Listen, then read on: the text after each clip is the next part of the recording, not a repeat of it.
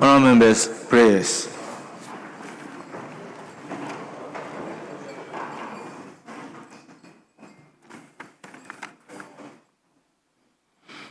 Almighty God, we humbly beseech thee to look with favor upon this Parliament of the Republic of Ghana.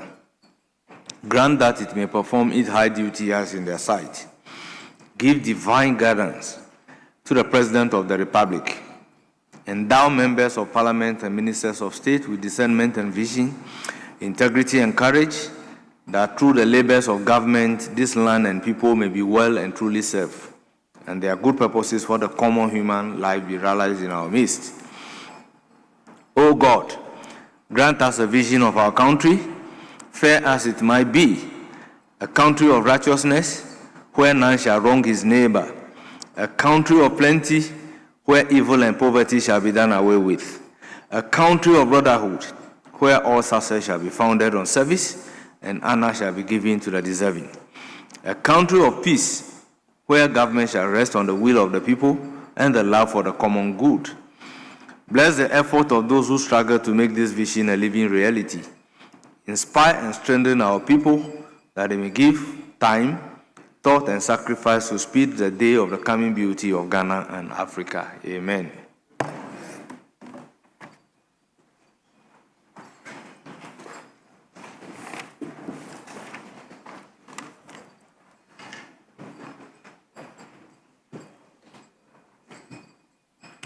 Honourable members, there will be no roll call. We do not have message at the moment from His Excellency the President. No formal communication from the Speaker. So I crave your indulgence to help me take item number 5, correction of votes and proceedings and official reports. I hold in my hand vote and proceedings of Tuesday, 10th February 2026 for correction. Honourable members, page 1. Page 2. Page 3. Page 4. Page 5. Page 6.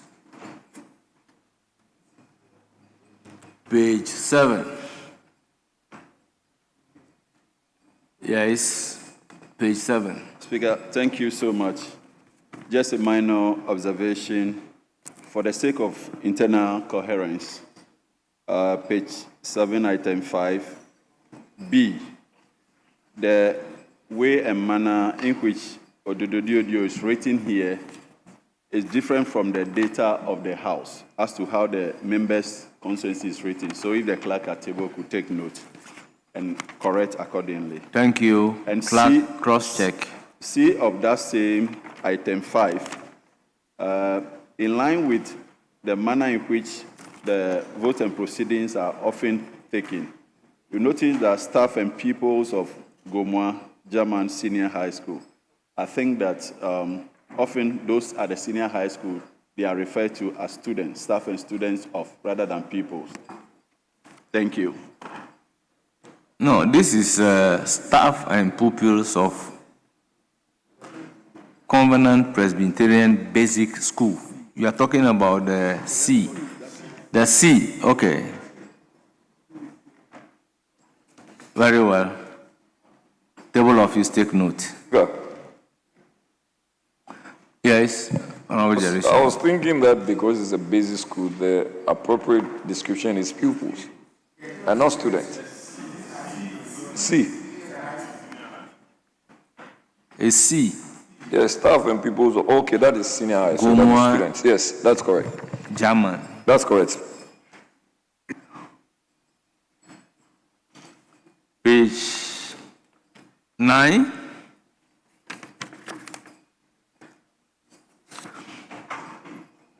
Page 10. Page 11. 12. 13. 13, yes. It seems you hardly see me.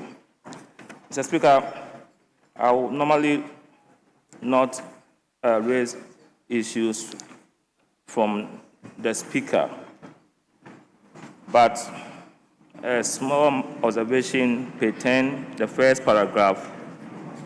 Name Parliament as the Constitution of the Republic of Ghana Amendment Bill 2025, and the sponsor later requested the addition of 3 honorable members as co-sponsors. And I heard him mentioning some names, Davis and so Opoku. So I was thinking that if it will find favor with you, those names could have been captured as part, even though it will be in the hands out, fine. So, but if those names had been captured here, it would have been Honorable better. Kinsley-Nyarko, what are you correcting? I'm suggesting an addition of those names that he mentioned that are missing from here.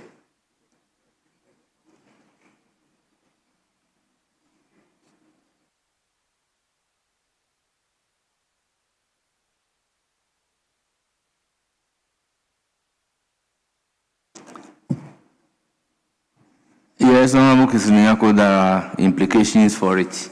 So what is here, we should take it to be correct. Agreed. Thank you. Then the second paragraph, the fifth line, whether the bill complies with relevant constitutional provisions after the committee unanimously confirmed the bill's compliance with constitutional requirements. I suggest that the definite article D must be inserted to make it the constitutional requirements.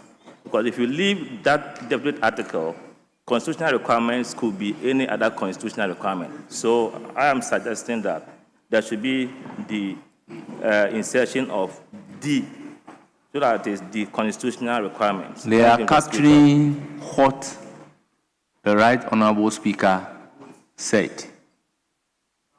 It is his note that is being captured. That's why I ask, what then are you correcting? You know, Mr. Speaker. Because if that is what he said and is captured correctly by the vote and proceedings. No. For instance, if our visitors give us their names in writing and same has been captured the way it is furnished in this particular house, and it goes into the vote and proceedings. Why should we be correcting that? Speaker, I'm not doubting what you are saying, and I'm not saying that what is captured here is a mistake, but there could be a genuine omission. I'm just saying that we could cross-check. For all you know, there is a genuine omission. Omission from the table office? It could, at times it happens. You can ask Camilo. At times there are omissions. At times there are additions. So I will direct the table office to look at it. Yes? Speaker, my point is that the Honorable Kinsley-Nyarko knows that this is a verbatim production of the Speaker's opinion. You can only make amendments to the last paragraph, which says the Right Honorable Speaker directed. So this is a narrative. But the verbatim production, unless you have a replica of the statement Speaker produced, then you can say that the definite article of there is missing. Otherwise, the table office is accurate in capturing the way it is. I'm saying that they could cross-check to be sure whether I'm right or wrong. This is no injury. There is no injury, just an observation. And it's a harmless observation. Page 11.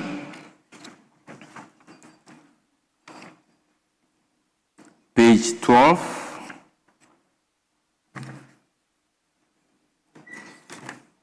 Page 13. Yes, Honorable Kinsley-Nyarko.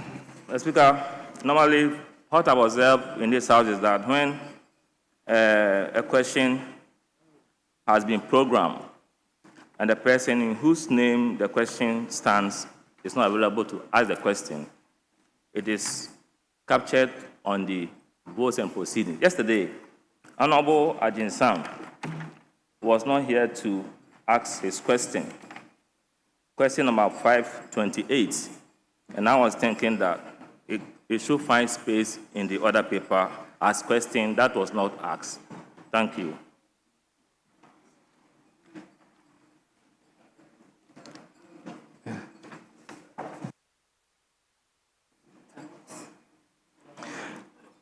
Well, I was not in the chair. What was the direction of the speaker?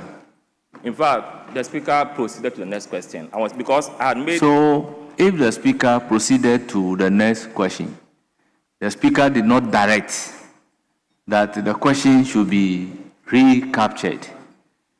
Why are you faulting the vote and proceedings? The speaker, at times, what I hear speakers normally say is that because the answers are provided, it should be considered as asked. Yes. But in this case, no direction came from the speaker. Yes. But the question was not asked. So the vote and proceedings, you want it to capture that the member is absent and not available to answer the question? No, what I've observed in this house is that when it happens, that question on asked. So on this note, what was the direction from the speaker to be captured by the vote and proceedings? But the question was not asked, so obviously it has to be. So if there was no direction, there is nothing to be captured. So what happens to the question that was not asked? Well, that is not for me to answer. Oh, no. It's for business committee to take note that this question has not been answered. Therefore, so once there is no direction from the speaker, you want the vote and proceedings to capture it as if there was a direction from the speaker? The speaker, I wouldn't debate you on this issue because you are a colossus on this matter. But what I've seen in this house is that when a question is not asked and the member is not available, normally it is captured on the votes. No. Normally what happens is that the speakers can direct, and then the direction may take 3 or more forms. They will deem it to have been asked, and then the answer published in the order paper should be transmitted to the member. The speaker can decide to be silenced. Speaker can direct that once the member is not here to ask the question, it is forfeited. But in this case, there was no direction on it. So we'll leave it for a business committee. So once there is no direction on it, what are we expecting the vote and proceedings to capture, which has not been captured? Speaker, which we need to correct. Mr. Speaker, you know, you are the speaker. I wouldn't want to prolong this debate, so I'll yield to your final determination. Thank you. Yes, majority Chief Whip. Speaker, by practice, the member whose question is advertised and answers provided, but for some reason the question is not answered on the floor, by our rules, you are supposed to take note. You are supposed to take note. So you take note. So you approach the table office, and because the answers are provided, and the answers will feature in the Hansard. So you take note. If you have any issue, you come back with another question at another time. But normally the direction will come. But once the direction didn't come, it is up to the member to take note of the question as of yesterday. Now what he can ask is that Speaker should give direction going forward in matters such as this, whether the direction should be expressed, because it didn't come. So you can't insist that it should feature in the votes and proceedings as of yesterday. That's my view on this matter. Yes.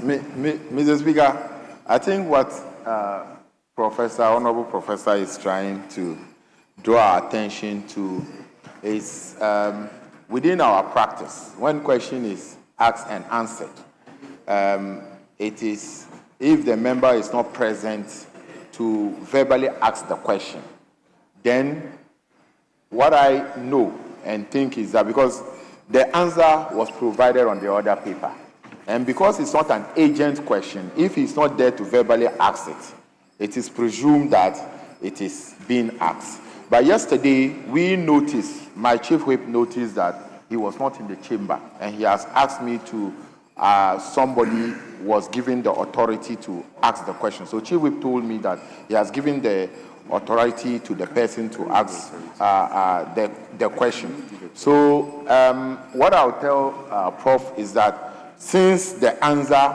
was provided in the other paper, and then the speaker didn't give any further directive, it means that the question has been asked, transmitted to the ministry. The ministry then responded to the question. So we'll make a follow-up with the table office to see if they are going to re-table or not. But other than that, we can just make progress, Mr. Speaker. Correction of vote and proceedings. The vote and proceedings is a summary of what happened on the floor of Parliament. So if on the floor of Parliament there was no direction, there is no way by which the vote and proceedings will capture a direction. The usual thing have not happened. You understand? Did not happen in the sense that normally if you are not going to be available, you authorize another MP to ask the question on your behalf. In this case, the question was called, no authority, the member was not there, and there was no direction. So the vote and proceedings cannot go on its own, giving direction which did not happen on the floor of Parliament. So in correcting the vote and proceedings, let's take note of what actually transpired in Parliament, and if that has not been accurately captured, then you can raise it.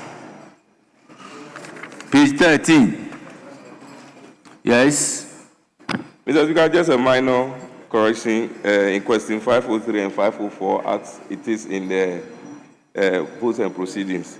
If you look at the name of Mr. Chineboa Kudria, if you look at 470, I think the correct spelling of Fukuo is there, F-O-K-U-O.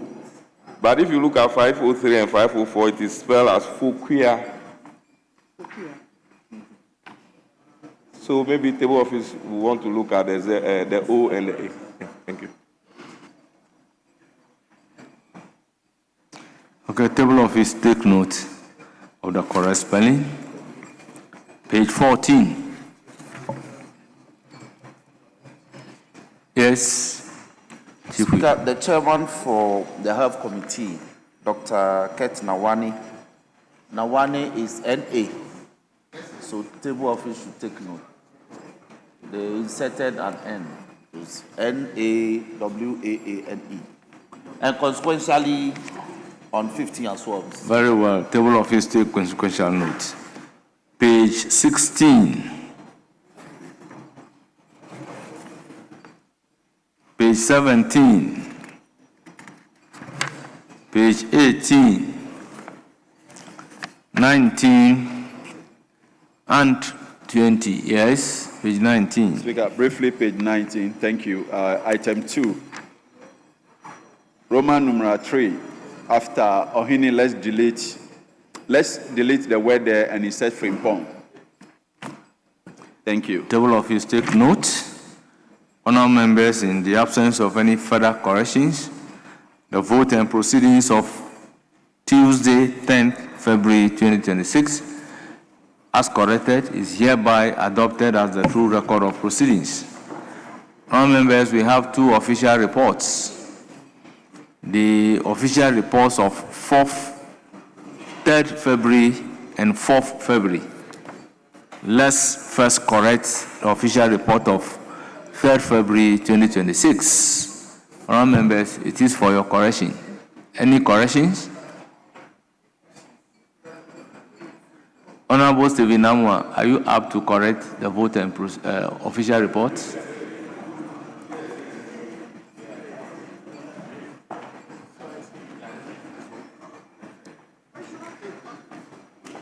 Honourable members, in the absence of any correction, the vote and proceedings of Tuesday, 3rd February 2026.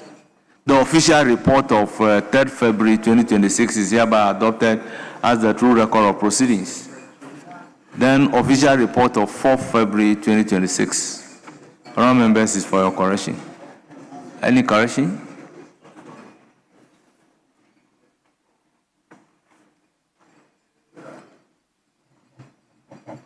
Honourable members, in the absence of any correction, the official report of 4th February 2026 is also adopted as the true record of proceedings.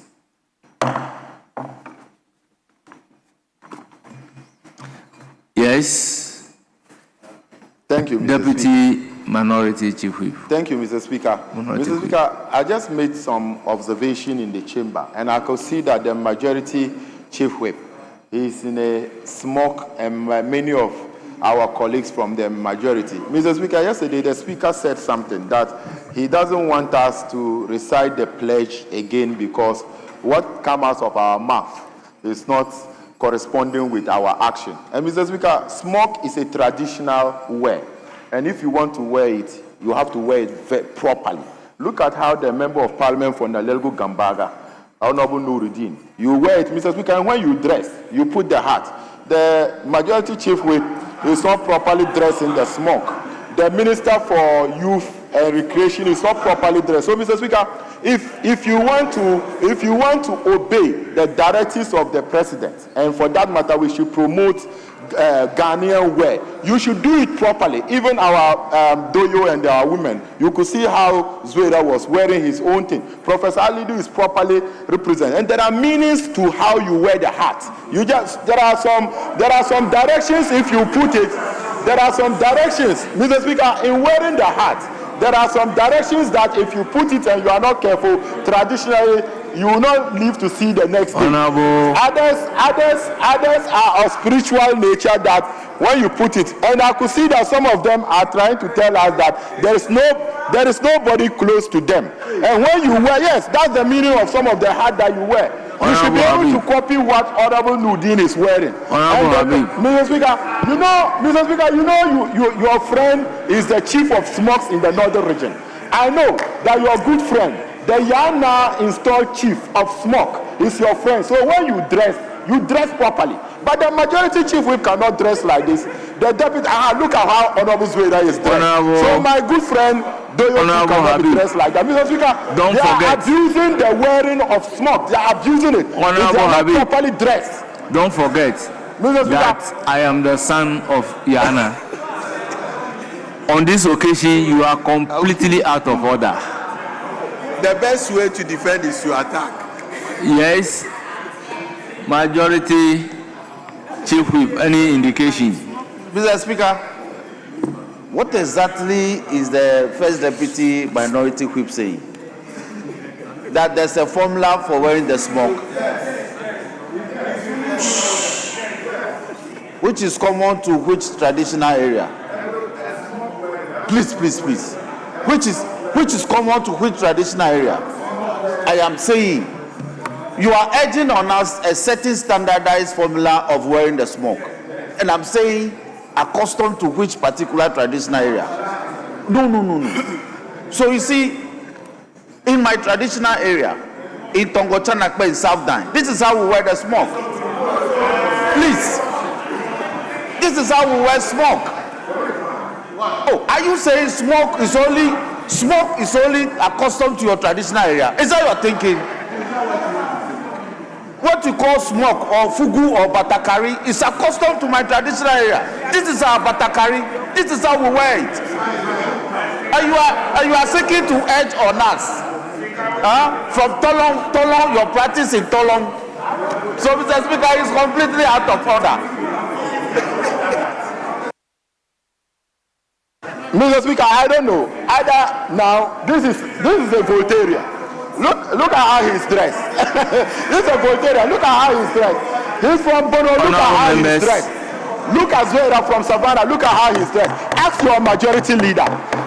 Ask the majority leader. If you are wearing smock, you must wear it properly. So don't abuse the directive of the president. And when you want to obey the directive of the president, obey it holistically. Don't obey it partially. So when you want to wear it, dress properly. So Honorable Habib, tomorrow, if I rule you out of order. Ask your friend. Please, I said you are out of order. The dress that you are putting on, if he please the person wearing it, he can put on hat. But that doesn't mean that you are putting it on without a hat means that you are improperly dressed.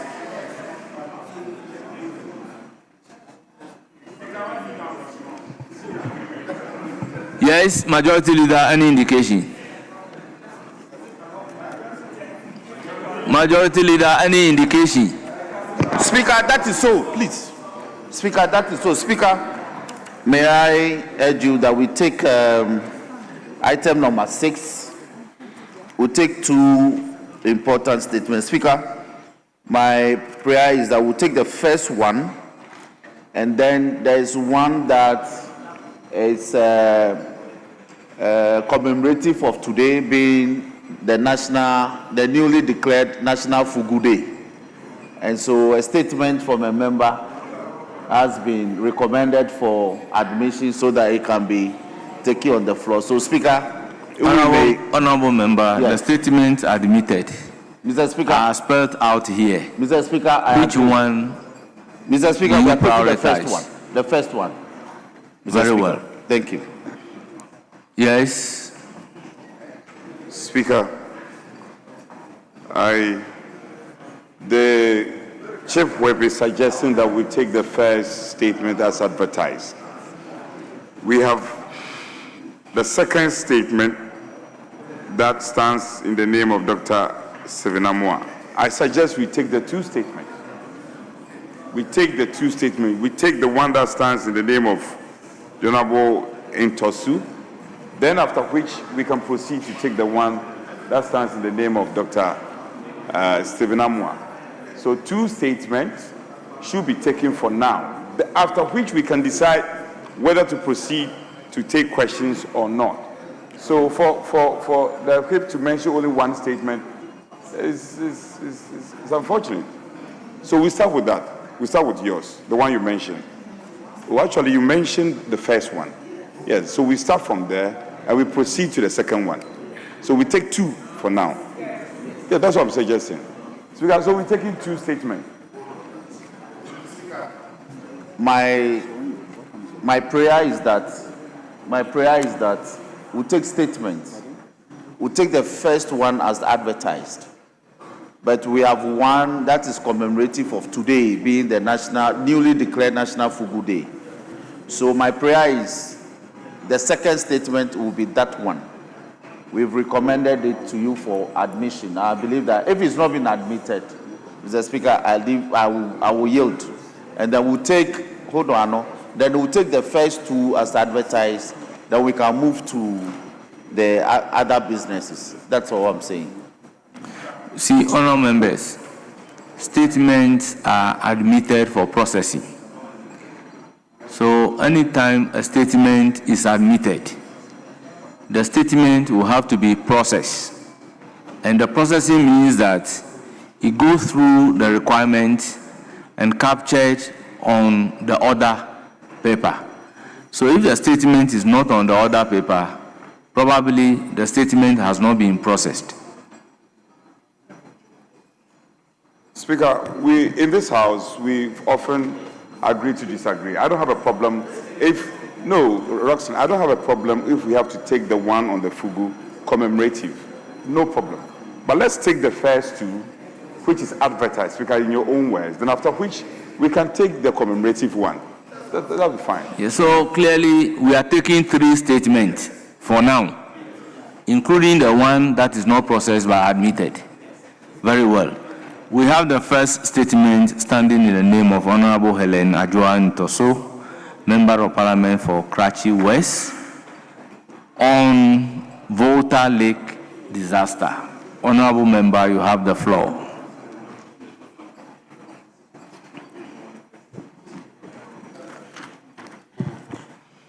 Thank you, Mr. Speaker, for giving me the opportunity to make this important statement on a heartbreaking incident that occurred in my constituency. Mr. Speaker, this happened last year, but my statement has now been admitted. Mr. Speaker, a tragic accident occurred on October 11, 2025 on the Water Lake at Okuma, an island community in the Karachi West constituency, which claimed the lives of 16 individuals, including 11 children.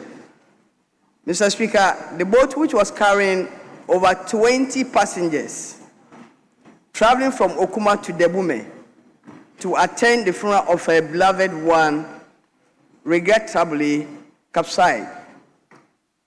Preliminary reports suggest that overloading and poor safety measures may have contributed to this devastating tragedy. This heartbreaking event has left families and the entire community in deep mourning. Our hearts and prayers go out to the bereaved families and all those affected by this irreparable loss. The sole survivors of this tragic incident are a young lady and her baby. In a family of 9, she lost both her parents and all her siblings. Mr. Speaker, the Ghana Maritime Authority has since launched an investigation into the incident, while the government has given some support to the affected families, including the payment of funeral expenses. The Vice President, Her Excellency Professor Nana Jane Opoku-Agyeman, has also visited the community to express her condolences and also donated life jackets and other relief items to the victims, families, and survivors. The CEO of Engineers and Planners, a Ghanaian businessman, a philanthropist, Mr. Ibrahim Mama, in a prompt response, donated 200 life jackets when the incident occurred. My gratitude goes to them, not forgetting the Oti Regional Minister, the Director General of the National Disaster Management Organization, the Minister for Transport, staff of the Ghana Maritime Authority, and all the security agencies for their prompt response.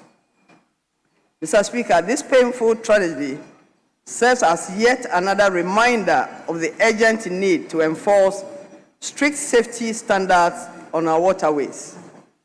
We must ensure that boats are not overloaded, that operators are properly trained and licensed, and that every passenger wears a life jacket before boarding.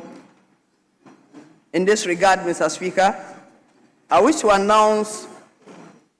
once again make a passionate appeal to the government, corporate organizations, benevolent individuals, and NGOs to come to the aid of the people of Karachi West by donating more life jackets to our island communities and other settlements along the riverbanks, whose only means of transportation is by water.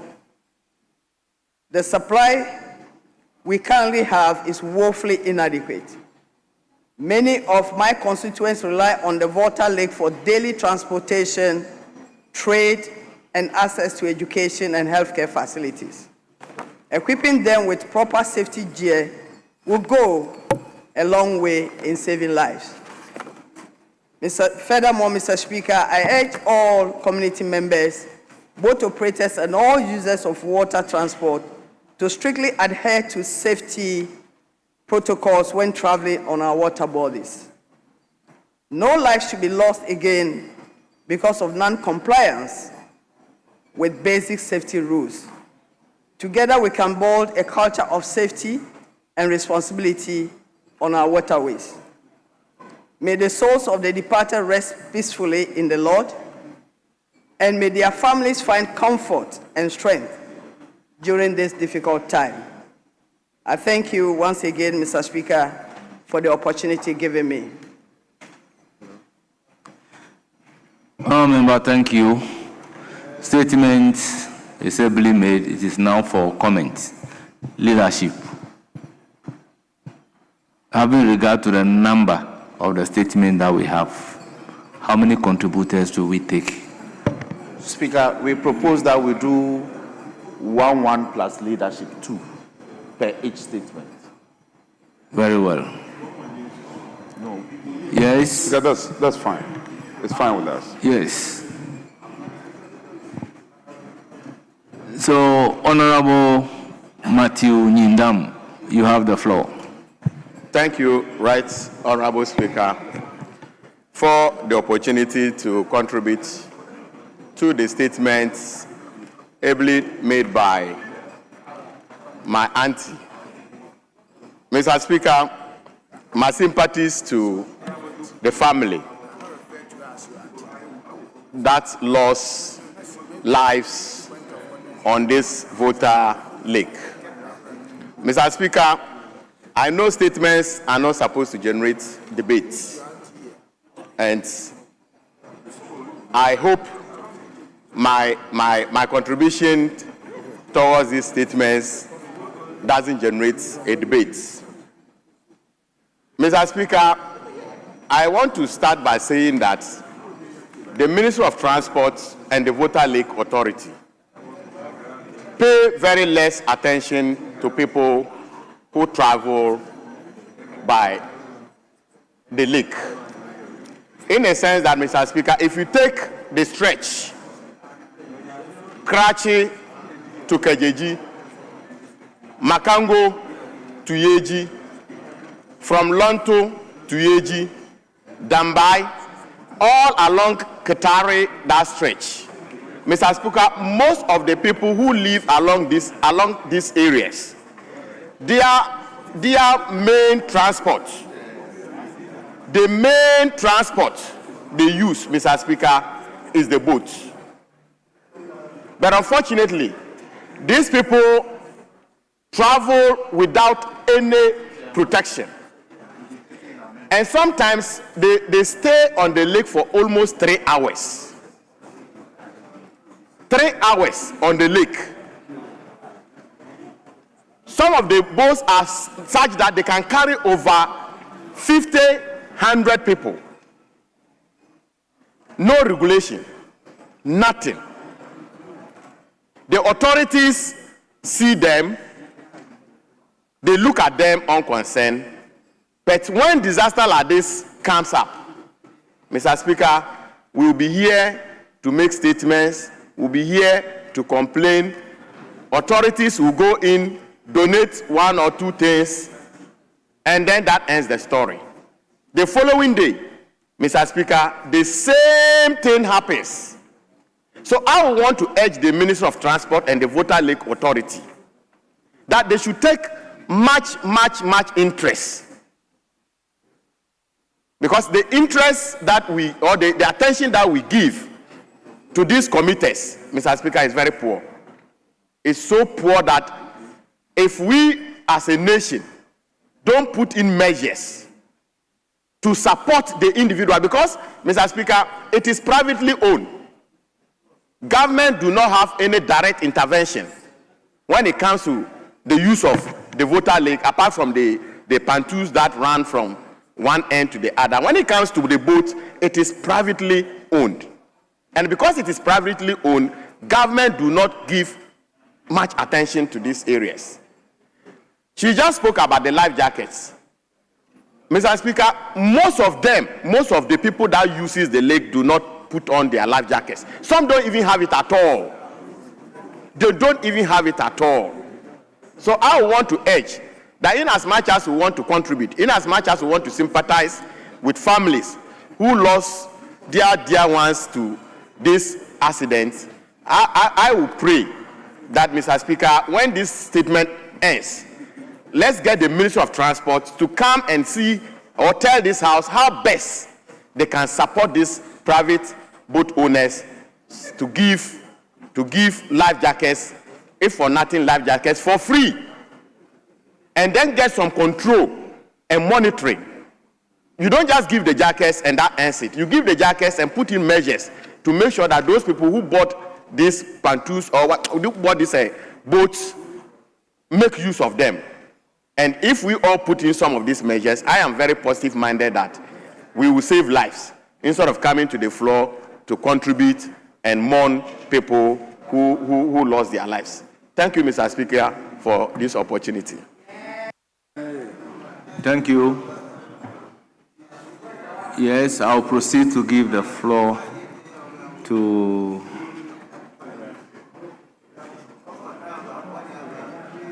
Honorable Doyo. Are you on your feet? Mr. Speaker, thank you very much for, for the opportunity.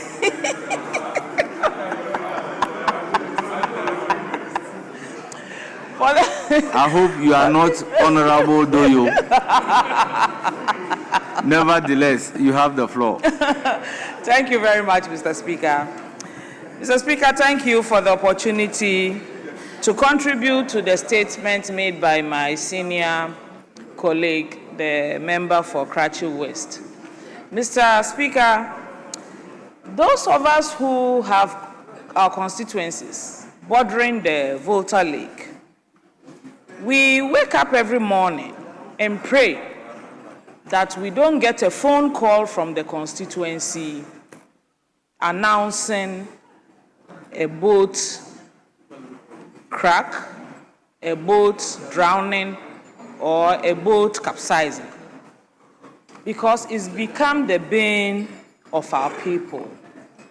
Mr. Speaker,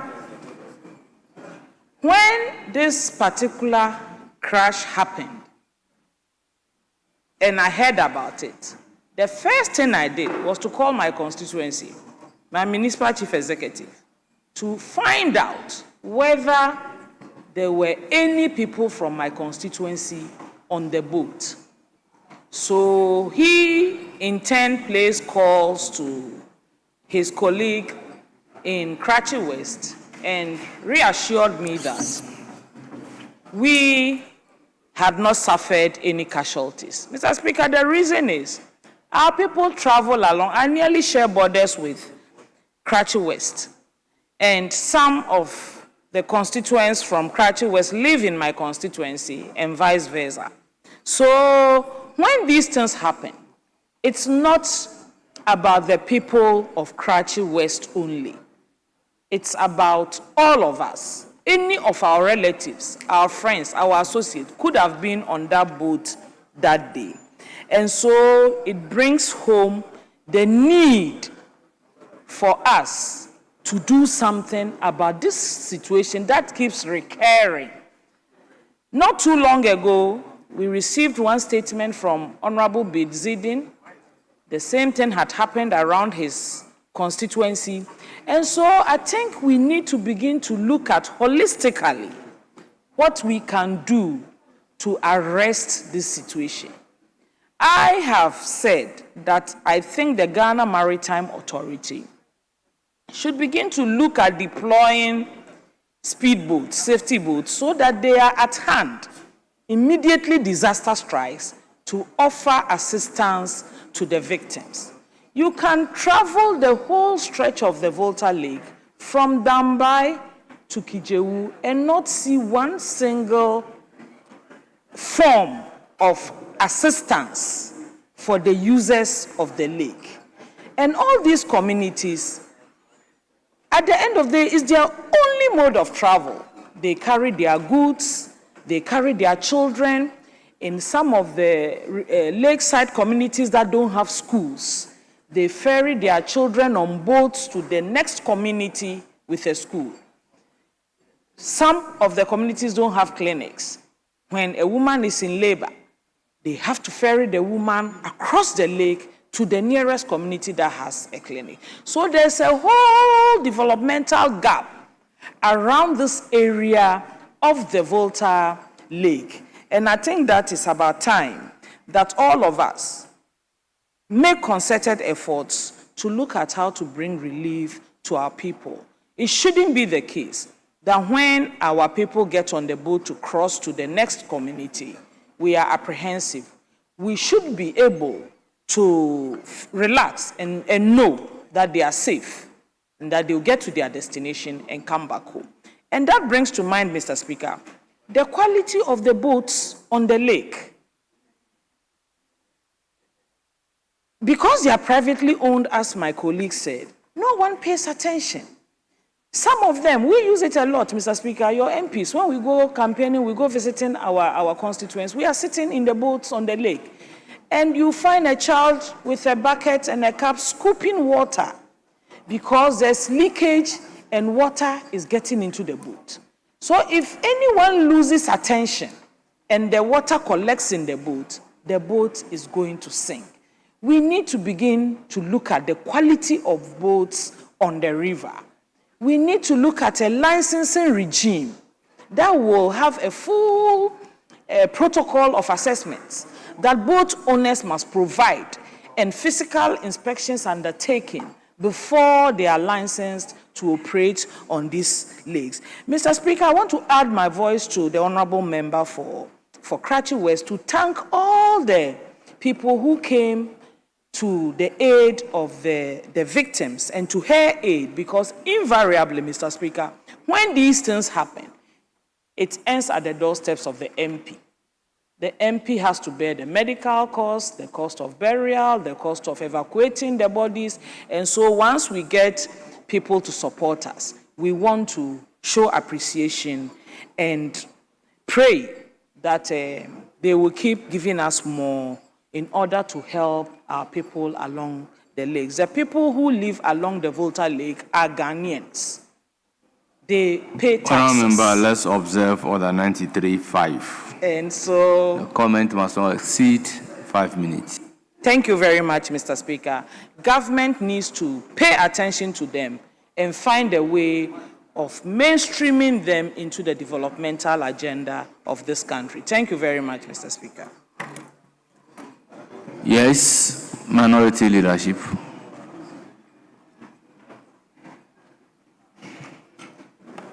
Speaker, let me show solidarity with our colleague for the statement made, but I'm reliably informed the incident occurred some 3 months ago. But it's still important to show solidarity and share in the pain of the victims of the constituency. Many of the regrets and views expressed by members are identified with same, except to add that,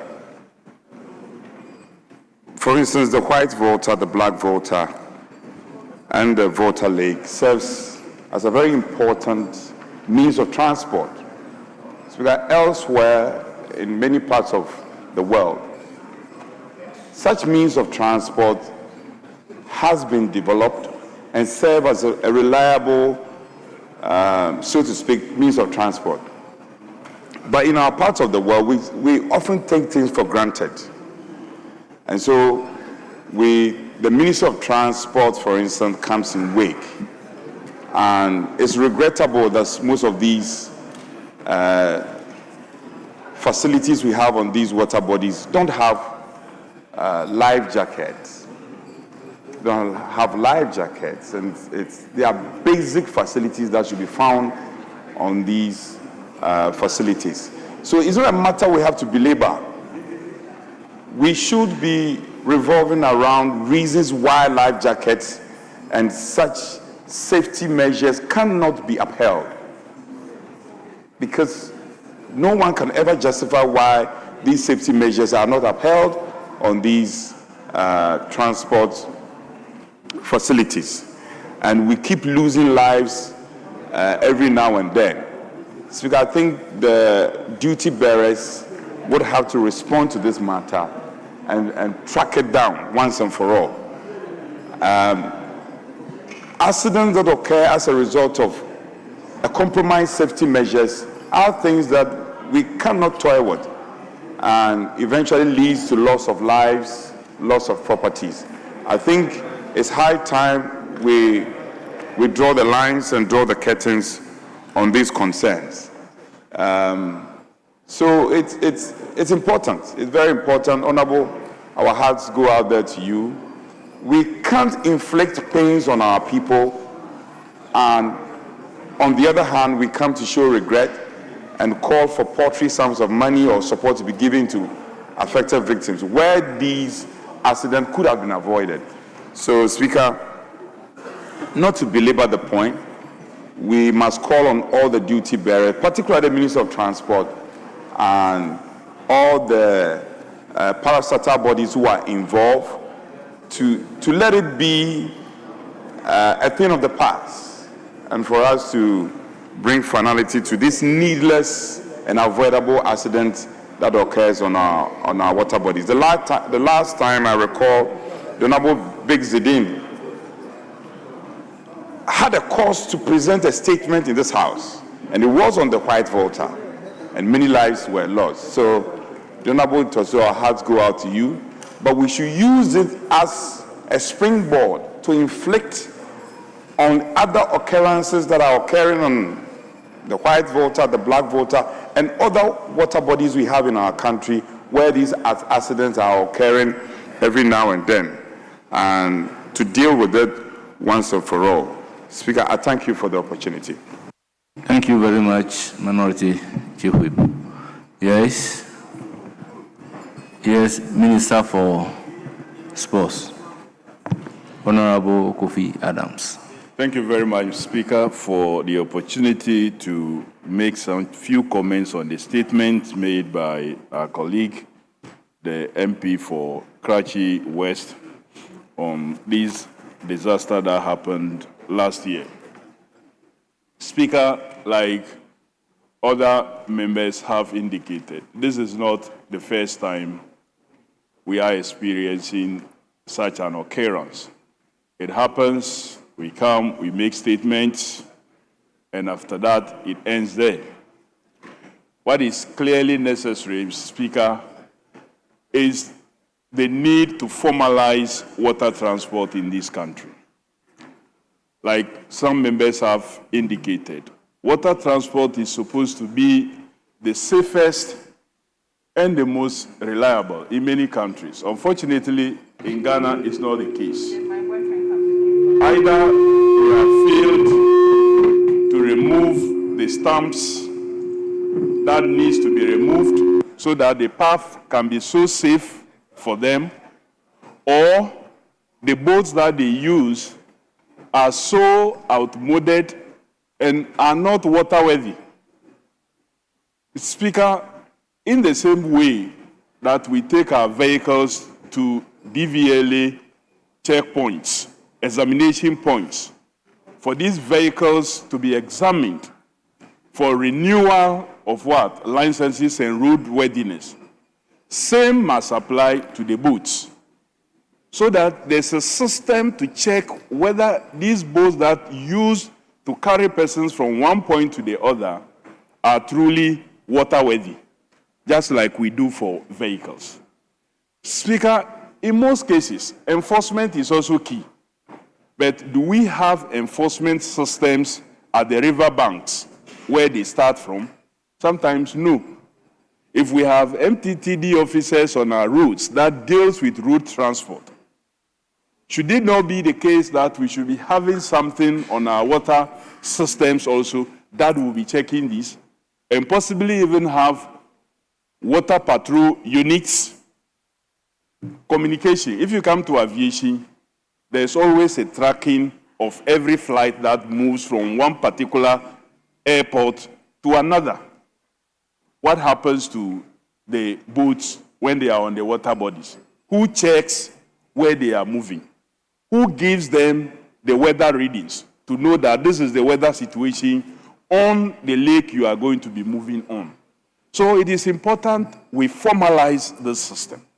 But I'm happy, Speaker, that the Minister for Roads and Highways and Government have commenced serious steps to have bridges over 3 critical water bodies: Oti Bridge, Volivo, and that of Echia Manfron and Adoso. That's a great step. And I believe that we should begin to extend some of these services also to our normal water transport system. We truly empathize with the families that have lost their loved ones and the two surviving ones. Sometimes you ask yourself, these are times when you ask yourself whether it was good you are alive or you should have joined your family. To lose 9 family members, sometimes you ask yourself, should you leave or you should just join them? I know what they will be going through. It may not be enough just to give them some goods and services. We must extend psychological help to them. Clinical psychologists must be provided for them because they will be going through a lot of what? Trauma. But, Mr. Speaker, the most important thing is to also make sure that we enforce rules. Some persons will refuse to wear life jackets. They will tell you either it is dirty or it has been worn by somebody else, so I don't want to wear it. Any person boarding a boat, whether you know how to swim or not, there's a need to insist that you wear a life jacket. So it's not enough to mobilize that we need more, but we must make sure that they wear them, and because it protects their lives. We need to formalize, once again, Mr. Speaker, water transport system. It will take off even the pressure on our roads. And for communities that do not have such rules to use and they use water system, this is the only way we can save them. I don't pray for any member, Speaker, to come and make a statement yet again about such losses. We want to formalize the system. We want to make sure we insist and that people will do what we expect them to do when we donate some of these life jackets to them. And I wish to thank all donors, especially also the Vice President who made time to attend to them when the disaster occurred. Thank you very much, Mr. Speaker, for the opportunity. Thank you. Members, that brings us to the end of the statement ably made by Honorable Helen Adjoa-Ntoso. Before we proceed to the second statement for the day, permit me to acknowledge the presence of our dear students visiting us in Parliament.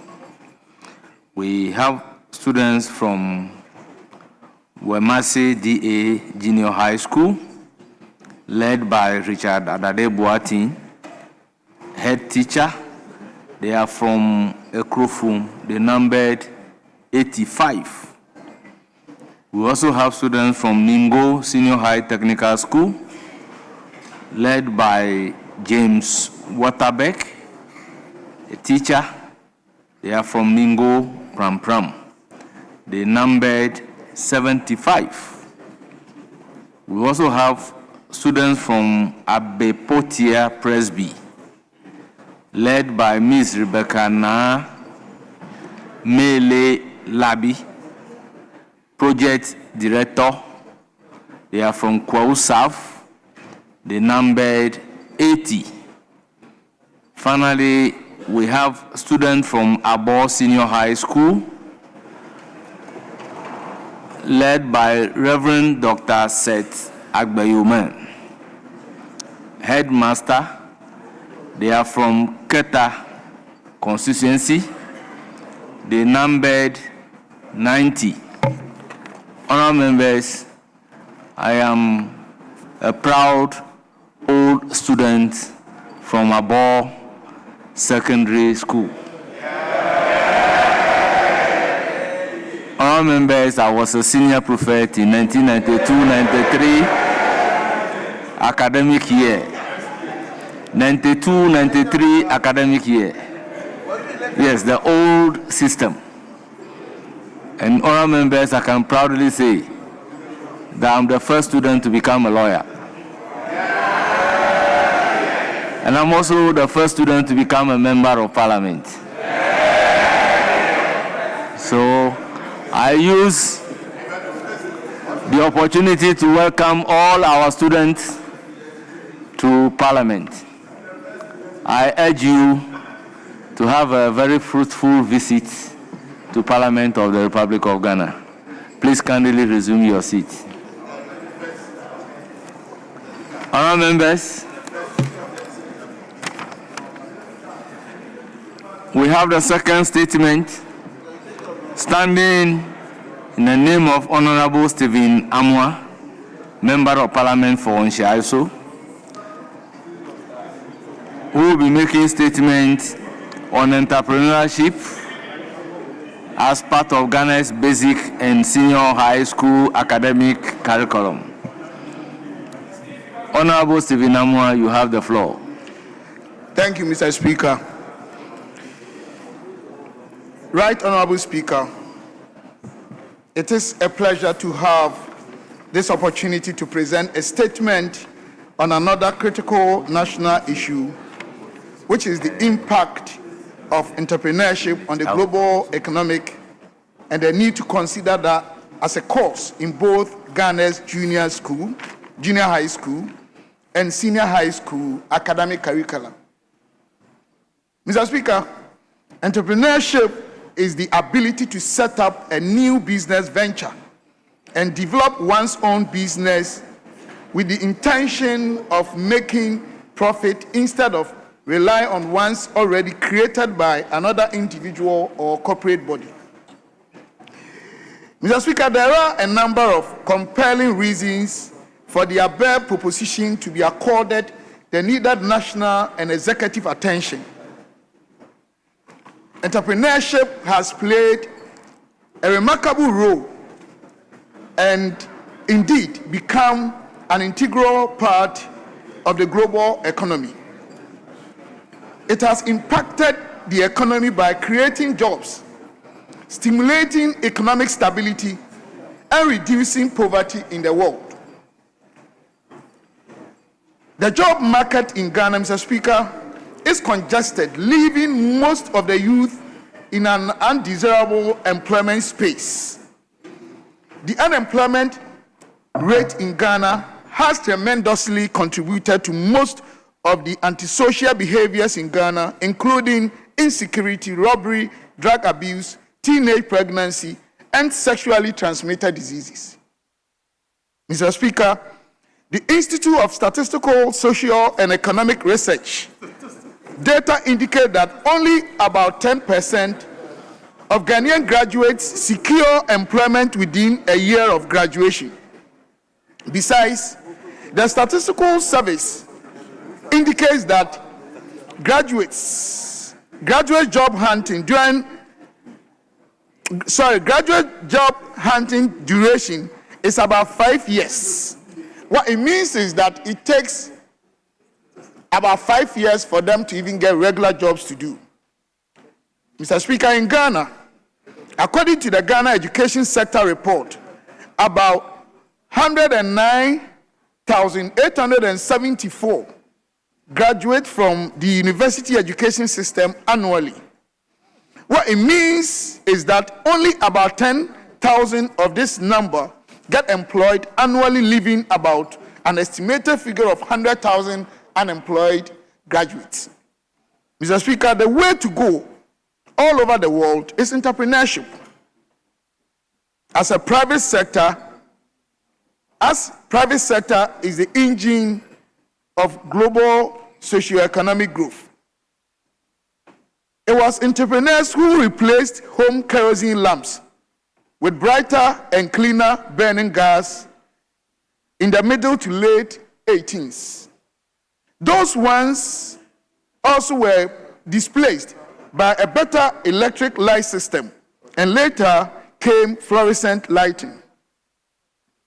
Entrepreneurs invent a lot of new technologies, computers, the World Wide Web, the spreadsheet, and the new improved technologies. Mr. Speaker, entrepreneurship is the key to dealing with comprehensively the graduate unemployment in Ghana.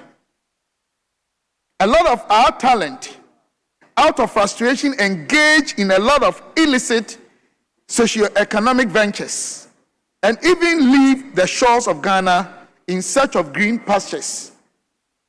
These factors have affected Ghana's skilled labor and are highly dysfunctional to the performance of our republic. The unemployment situation has a degree of integration when it comes to insecurity and an unstable economy. Mr. Speaker, a developing economy such as Ghana, which has been endowed with a wide range of commercially viable raw materials and natural resources, offer an entrepreneurial opportunity for job creation. Mr. Speaker, there are, however, many setbacks to our quest to create a sustainable entrepreneurial ecosystem in Ghana as a substitution or supplement policy. We have a very weak entrepreneurial ecosystem as a country. The interactions among the relevant stakeholders in the entrepreneurial ecosystem lack not only the requisite structural and functional capacity, but also the effectiveness to augment the employment capacity of Ghana. Mr. Speaker, there are a number of proposed solutions, including redefining our corporate focus as a country. Governments being intentional about entrepreneurship in its major policy decisions, realigning and harmonizing the key stakeholders in the ecosystem. Mr. Speaker, apart from creating jobs, boosting Ghana's economy, and diminishing government burden, entrepreneurship, if well integrated, will go a long way to answer most of our economic questions as a sovereignty. Additionally, it will play an illustrative role in Ghana's import-driven agenda and realization. Mr. Speaker, the most needed solution emphasized in this statement is the advocacy for the inclusion of entrepreneurship as a course in the junior high school academic curriculum and as elective in the senior high school academic curriculum. Mr. Speaker, permit me to repeat this extract just because it forms the integral part of my statement. The most needed solution emphasized in this statement is the advocacy for the inclusion of entrepreneurship as a core course in the junior high school academic curriculum and as elective in the senior high school academic curriculum. I am accordingly proposing that the relevant stakeholder bodies, particularly Education Ministry, take the needed steps to expedite action on the inclusion of entrepreneurship in our JHS and SHS academic curricula. This will increase the entrepreneurship appetite of our youth to start and develop their own businesses. Mr. Speaker, I thank you for honoring me this great opportunity. Thank you very much. Our members, statement ably made is now for members to contribute. Subject to the same agreement, we will take 1-1 plus leadership. So I'll give the floor to Honorable Peter Nochu Kotui. Thank you, Mr. Speaker, for the opportunity to contribute to the statement ably made by Honorable Dr. Stephen Amwa, MP for Nshiaso constituency. It is true that unemployment in Ghana is a challenge that has to be addressed by everybody.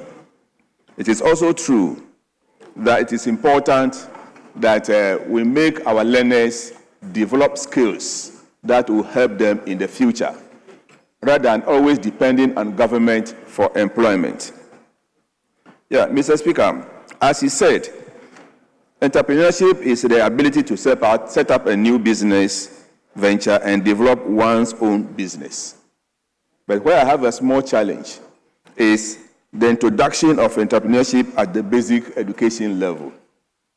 Mr. Speaker, already we have so many subjects studied at the basic education level, which for some of us is even too much. What is important at the basic level is foundational learning. How do we make sure that the learner at the basic level is able to do very well, especially in reading and writing? You go to a number of public basic schools now, the ability to read fluently is not there, and to even write is a challenge, which I know the Ministry of Education is seriously addressing. So for basic schools, we need to allow them to make sure that they lay the foundation for education of our children. Let's give them that foundational learning so that they can read and write and understand why they are in school. A few years ago, we had the Education Reform Program, where technical and vocational studies or education was introduced into our basic education system. That was when we introduced the junior high school program. And tools were supplied to our schools so that students could learn some skills at the basic level. Unfortunately, that was not followed to the letter. So what has happened is that you cannot even find those tools that were supplied to all junior high schools in those days. And the program did not go further. It was then that even some learned how to handle basic carpentry tools. And if we had continued with that, I am hopeful that it would have impacted very much on them. Because some learners at that time could even make chairs and tables whilst in the basic school. But unfortunately, that program was not followed vigorously. Mr. Speaker, if you go to our senior high schools, many of them offer business subjects. And to make it a complete core subject, that is where I have my problem. You can incorporate it in social studies as part of, because if you go to the senior high school, so many subjects are being studied there. 3 core or 4 core, and then 3 elective or 4 elective. So if we burden them with so many subjects, not that their performances are giving us a headache, we need to look at it critically so that in reviewing the curriculum as we are doing now, this can be incorporated in the social studies as a core subject so that the students can be taught entrepreneurship.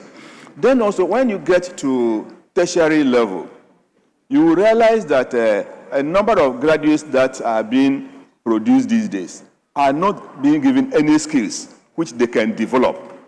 So it is important that we also draw the attention of the university authorities that they should not only produce graduates who are not self-employable, because once they leave the universities, they expect government to employ them. And that is creating a problem for the nation. So it is important that the universities, especially the technical universities, produce graduates who can be entrepreneurs in the future. So with government projects that are in the pipeline or being rolled out, it is important that universities, technical institutes also take advantage of this and make sure that they develop skills in Ghanaian learners so that they can be their own employers. Mr. Speaker, on that note, I thank you very much for the opportunity. Thank you so much. Yes, Honorable Amin Adams. Thank you, Right Honorable Speaker.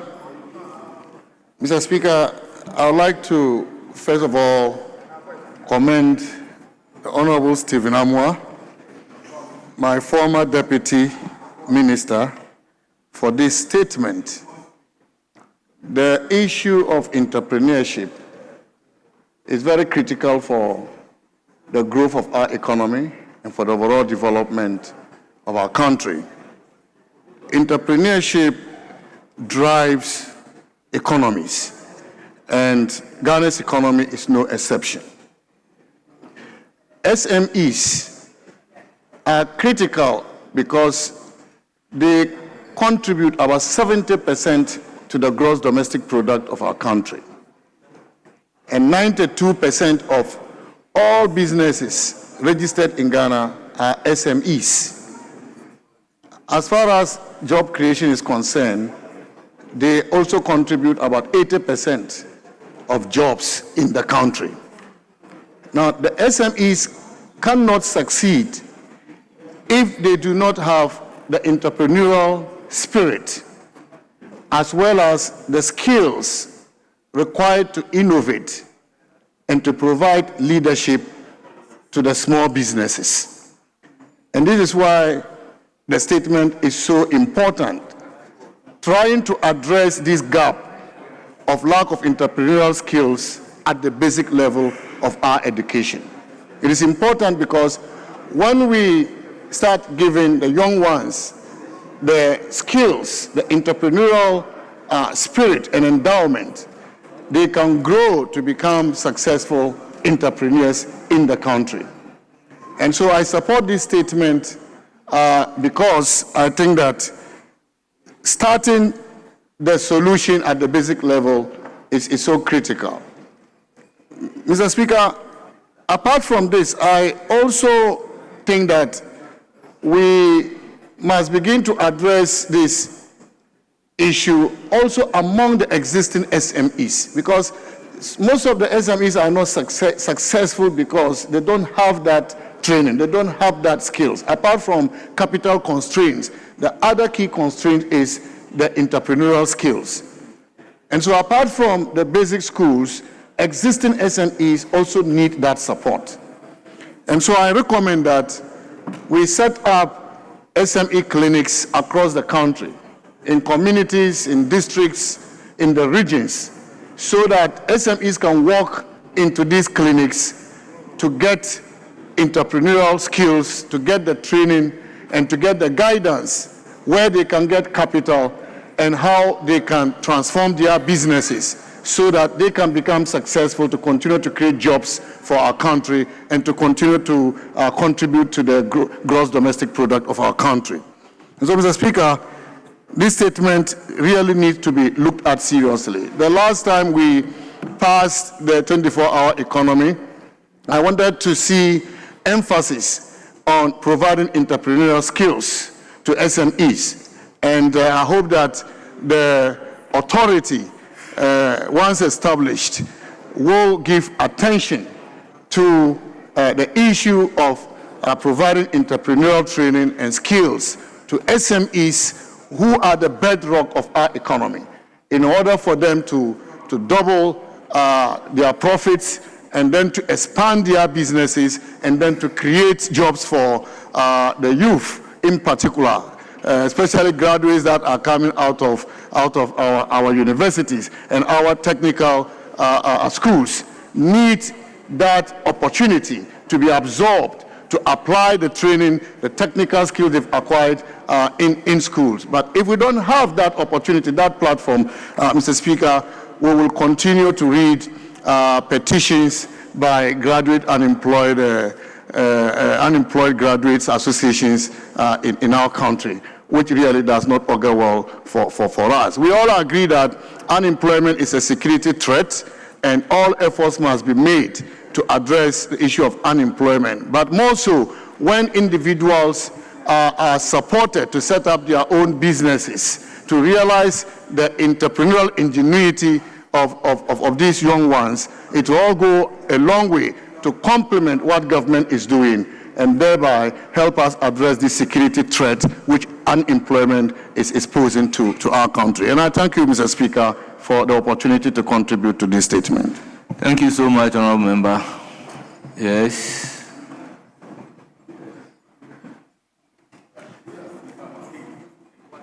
No, it should be 1-1, then leadership. So the statement is emanating from here. There was one here. Okay, statement is emanating from here. So there was one here.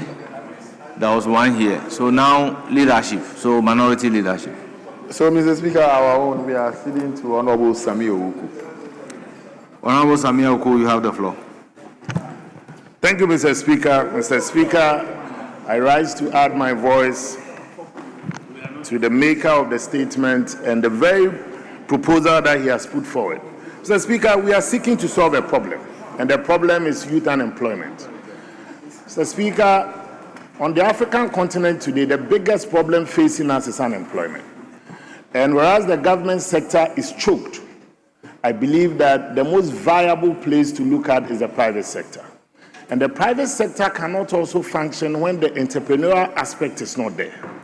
I believe that inculcating in our kids and our young learners right from the basic education level through the senior high school with a core in entrepreneurship and an elective in entrepreneurship will help also develop the minds and tune them towards the problem that we seek to solve. The problem, Mr. Speaker, even the maker of the statement was charitable with some of the figures. For instance, if you are talking about almost 110,000 young people coming out of the university education system, and 10,000 of them get to secure jobs annually, you haven't even added that of the polytechnics and the other tertiary institutions. So meaning you are talking about close to 150,000 young people a year passing out of our tertiary system and looking out for jobs. The public sector cannot absorb these huge numbers that we're talking about. Again, in moving beyond even what the maker of the statement even did put across, Mr. Speaker, it's a very serious matter even within the government sector when it comes to that of entrepreneurship. You can have somebody applying for some support, let's say at the YE. This person secures that support in the area of entrepreneurship, moves to the NEIP, secures another funding or support in the area of entrepreneurship. Because of the lack of checks and balances, you can have the same person or entity moving towards convert. Before you realize, one individual might even secure 3 different avenues or opportunities, and there's nobody even tracking it. I strongly believe that one, starting from the base of inculcating in our young learners that mindset, because business starts from conception. And once you have the mindset, how to develop it becomes the next step to take. And I believe that at the basic level, we can begin to fine-tune some of these ideas, and by the time that they get to the senior high school, they become much more interested in the entrepreneurship sector. Mr. Speaker, the way we even teach some of our courses in our schools is a major impediment in young people even loving these courses. Very few Ghanaians get to love French at the basic level because of even how it is taught and the mode that even the instruction that it comes through. Another one is that of mathematics. So if you are going to even treat entrepreneurship in our local parlance, or koton adie, the people will not even love it. They may not even participate fully in it. But when we make it a policy where they are building future captains of industry and employers right from the younger generation, I believe that it will set the tone for us to considerably reduce the issue of unemployment. And so I am fortified in my belief that starting from the basic level and fine-tuning the minds of these young learners, taking them through the mill, through the senior high school, by the time they get to the universities and the tertiary level, Mr. Speaker, you would have, right from the beginning, building the future Bill Gates, the future Elon Musk, and the big boys in the business world. On this, I support wholeheartedly the statement put forward by the maker of the statement. Thank you, Mr. Speaker. Thank you, Mr. Speaker, Yes. let me also commend the maker of the statement, one of the topmost economists and financial people that we have in our country. Thank you very much, Mr. Speaker. Yes, Majority Leader.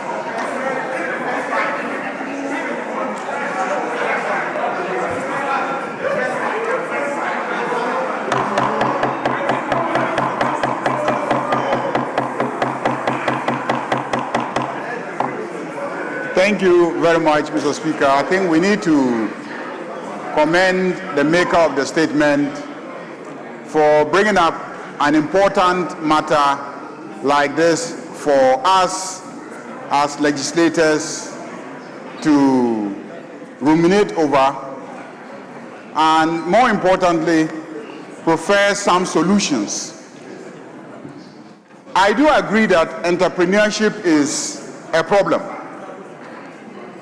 Entrepreneurial skills is a problem. But I think that there's something more fundamental than just entrepreneurial skills. Indeed, many of our people are entrepreneurial in their orientation. And they do work hard to try and build businesses. They do work hard. The market women, the troubles that they go through, travel across the country, the troubles they go through to save, to go and buy off commodities from our farmers, the challenges they have hauling their commodities to the market centers, how to preserve the commodities, and all that demonstrate resilience in terms of the entrepreneurial spirit of our people. So I do not entirely agree that the problem of our people is entrepreneurship. There are young graduates of universities who have made efforts to set up businesses. But the problem is that there are fundamental bottlenecks that we at policy level and in legislating must deal with. I have said this time and time again. How will your SMEs survive when we have opened our borders wide open so that SMEs in China, SMEs in Asia, SMEs in some other parts of the world will produce at cheaper cost and come and compete with them? It is not possible. If our SME entrepreneurs have to pay the amount that they pay for energy, how are they going to compete? If they are going to pay the interest rates that they used to pay for loans, how are they going to compete? If they are going to use the inadequate transport infrastructure that we have, how are they going to thrive? So yes, entrepreneurship is a problem, but there are things more fundamental that we as a people must be addressing. I had a conversation with a steel manufacturer yesterday.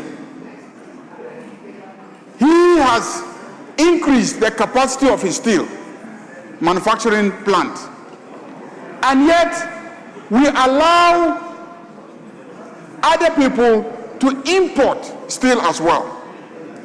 Now, his capacity is underutilized, working at less than 30%. And there's unemployment. It means that if we got him working at 90%, the extra 70% will also require additional hands. And all these young people who are graduating from universities will be able to also get employment. And so, as policymakers, let's begin to demand what we have always advocated, but perhaps have not put in place concrete steps to achieve them, which is that we must ensure the utilization of local goods, locally made goods. Local content must not just be a rhetoric, but that it must be a policy and practical imperative.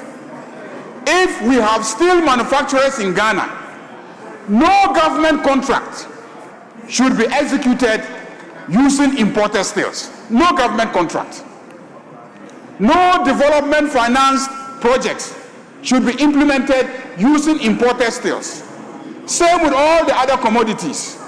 If we did that and we implemented those policies, the medium, the small enterprises will at least be guaranteed a market. And once they have access to the market, they are guaranteed incomes, and then they can expand. Then you can see their entrepreneurial skills actually bearing fruits. It's not that they lack them. It's just that no matter how hard they try, the obstacles are enormous, and very few people are able to break through. And that is why you see everybody pandering to government, looking for government contracts. all those who say they are really businessmen, when you really go into what they do, everybody is struggling to get some form of government contract or the other. Because we haven't created the best environment for the private sector. So I commend the maker of the statement. Yes, there's a need for us to cultivate entrepreneurs. The training, the curriculum, starting from senior high school to tertiary education, must be oriented towards generating a generation that is entrepreneurial in their skills and orientation. But that also speaks to the manner in which education is delivered. Education is not delivered in the entrepreneurial sector. You go to some jurisdictions like in Austria. Education takes place in the enterprise. The enterprises are actually the schools, and government is simply a regulator of the entrepreneurs and how they train the next generation of entrepreneurs and engineers and scientists and etc. So even when you have a serious global, unemployment crisis, you go to a place like Austria and they don't have a problem with unemployment because almost everybody has some skills and then can work, and then they use their skills and they make their money. And the system pays according to your entrepreneurial skills and then your engineering skills. You go to a hotel in Austria and the best paid is not the manager. The best paid is not the manager. The best paid is the chef. Because it is because of his food that people come to that hotel.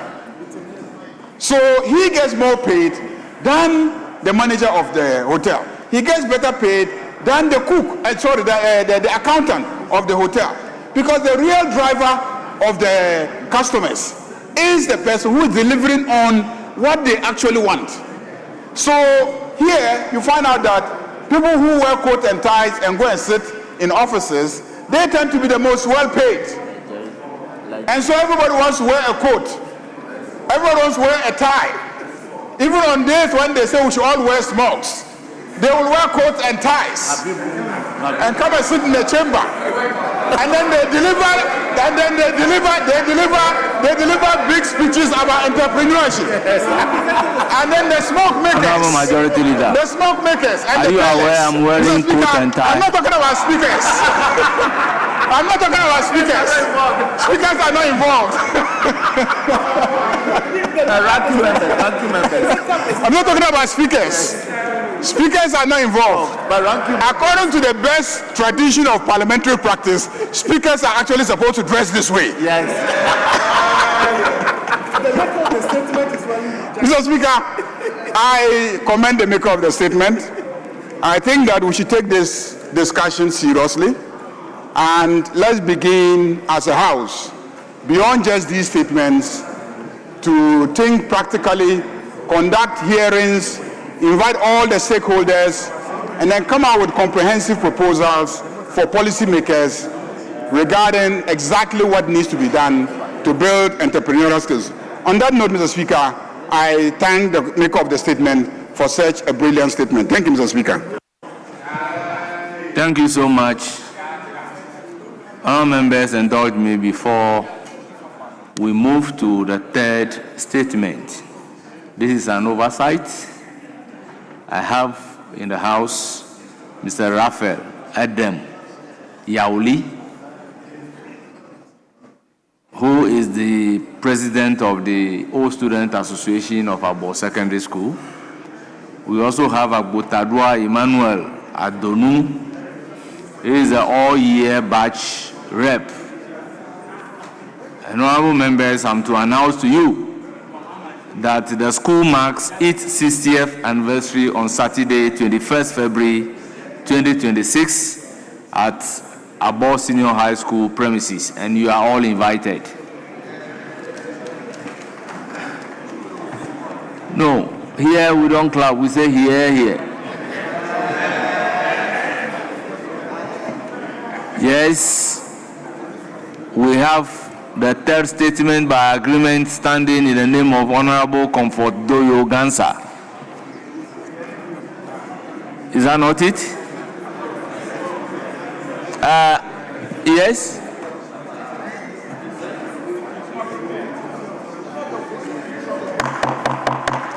Yes, please speak into the microphone. Honorable Doyo Ganza, or it's not Honorable Doyo Ganza? Mr. Speaker, I did my statement yesterday. Very well. So the statement is standing in the name of Grace Ayensu.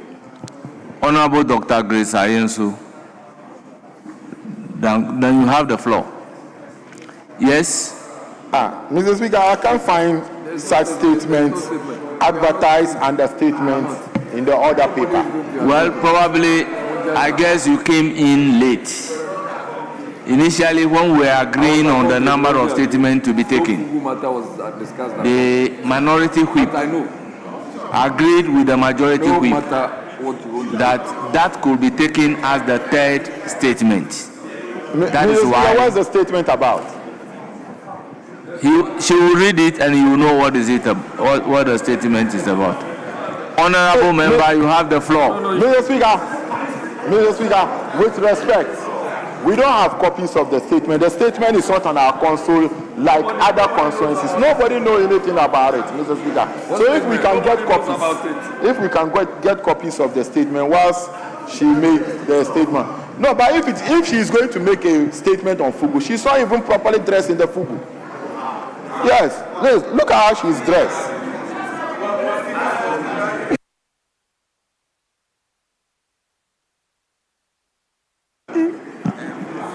So, majority leader, in the circumstances, what do we do?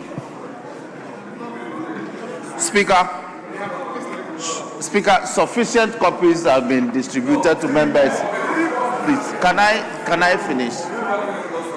Mr. Speaker, sufficient within the standard protocols that will take two members who comment on each side, and they have sufficient copies. This side too, we have sufficient copies. Please don't change the rule. We said a member each plus leadership. Mr. Speaker, yes, Mr. Speaker, I agree with you. So sufficient copies have been distributed. I believe that we should be able to take the statement. Speaker, Yes. Speaker, respectfully, I do not know if you have cited the said statement Please. and have admitted same. Please speak for yourself. Don't Speaker, speak for me. we are supposed to be guided by you. If you have cited and have admitted Well, same, let me provide a guidance. My guidance is that once the whips agree that this should be the third statement, I'm therefore giving the opportunity to the honorable member to read the third statement. Honorable member, you have the floor. Are you ready to read the statement or not?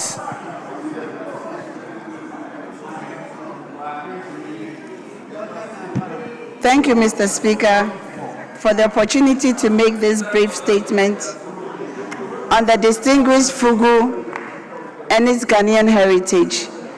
The iconic Ghanaian smoke, locally known as Fugu or Batakari in my local language, traces its origin to the northern savanna regions of Ghana, to the ancient Dagomba, Mamprusi, and Gonja kingdoms, emerging around the 15th century.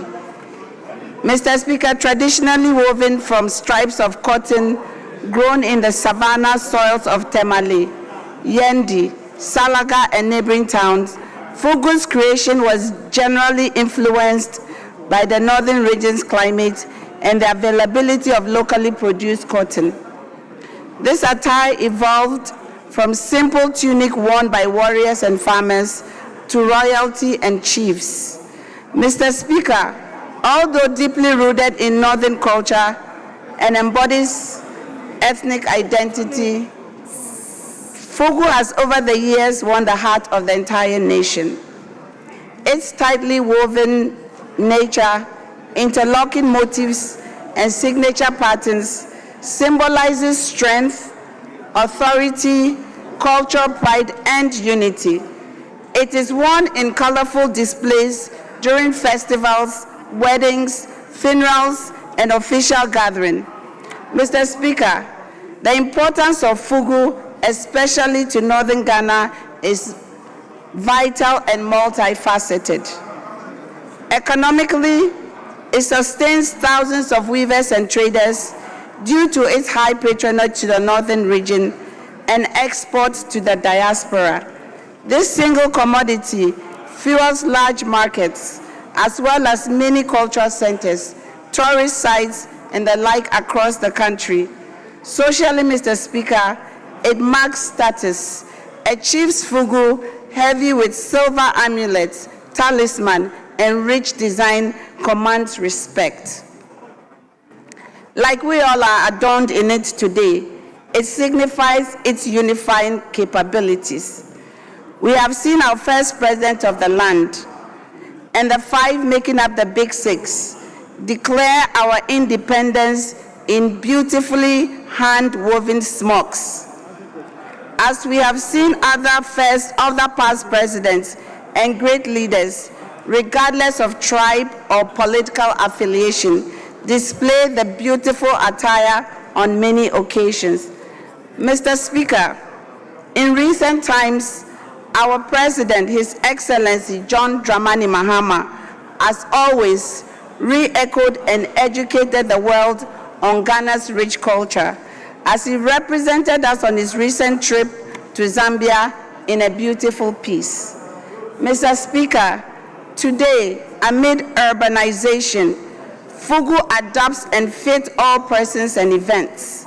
Fashion designers blend it with other fabrics to create customized version. Yet, it remains a pillar not only northern but Ghanaian identity, weaving past cultural differences and ethnic resilience into national visibility, harmony, and international recognition. Lastly, Mr. Speaker, I am very glad the government has declared Wednesdays a National Fugu Day, encouraging all Ghanaians and friends of the motherland to dedicate every Wednesday to wearing fugu in its various forms and design, further promoting this outstanding traditional outfit on the world stage. I thank you, Mr. Speaker, for the opportunity to make this statement. Thank you. Honorable members, the floor is now open. Now I give the floor to Honorable Azika Dongo. Thank you, Mr. Speaker. Mr. Speaker, I rise to commend the maker of this important statement. Mr. Speaker, the fugu or batakari or smoke, as we have come to know, has been an age-long clothing that we use, and you can see right from the days of independence that the smoke was part of our culture even when we gained independence. But in recent years, successive governments have taken turns, particularly our presidency, to adore the cloth called the smoke. However, it appears that the effort that they made to promote the smoke did not gain prominence until recently when His Excellency visited our neighbors in the Zambia to foster the closer relationship that we have had with our brothers in Zambia. Incidentally, we all know that culturally our dressing differs from one country to the other, and no particular dress is superior to the other, except that the people who use them appreciate them the way they dress them. So it was not a surprise that our colleagues took to an exception and began to tease our president and refer to our revered clothes in very funny terms. In fact, they refer to us as a blouse. But we can forgive them because they didn't know the significance of that. As His Excellency the President indicated that he had worn this elegant dress in most of his engagement with the United Nations, and even at the biggest world stage, the smoke was featured. Unfortunately, it was surprising to him that the people of Zambia had not noticed that he had that proverbial liking for dressing in this attire. But then our neighbor, the president of the Zambia, in an attempt to atone for the misunderstanding of his people, indicated that he was on a mission to order several cloths or smoke to the people of the Zambia. That gesture was a very interesting one, with him to calm the social media, banter that ensued. Mr. Speaker, I see the declaration by His Excellency to refer us back to wear this cloth on Wednesdays as a means to energize the industry and provide livelihood support to the people who deal in this clothing. What is important for us is that as a government, we need to provide concrete support to the weavers and those who sew this clothing so that they can meet the emerging huge demand that we expect for the smoke in our country. So, ladies and gentlemen, I want to encourage my colleagues, particularly for those of us who are from communities where this clothing is weaved, to provide the support that they need so that they can meet the market, earn some income, and boost the local economy. Mr. Speaker, this is the dawn of the Ghanaian that we have always yearned for. And that in future on Wednesday, I'll be happy to see the Honorable Speaker in the chair in this elegant dress so that the people of Ghana will see that we are responding to the call of His Excellency. But I understand that that call was made only yesterday, and some of my colleagues were not prepared for this day. But I know from next week, I will see my good brother Habib dressed in the proverbial attire that he's been used for, and Nanantona will be happy to see him cladded in the proverbial smock. So thank you very much for this opportunity, and thank you for the maker of the statement. This is the beginning of good things to come for the smoke industry in Africa and in Ghana. Thank you very much, Mr. Speaker. Yes, Honorable Animelo Entry.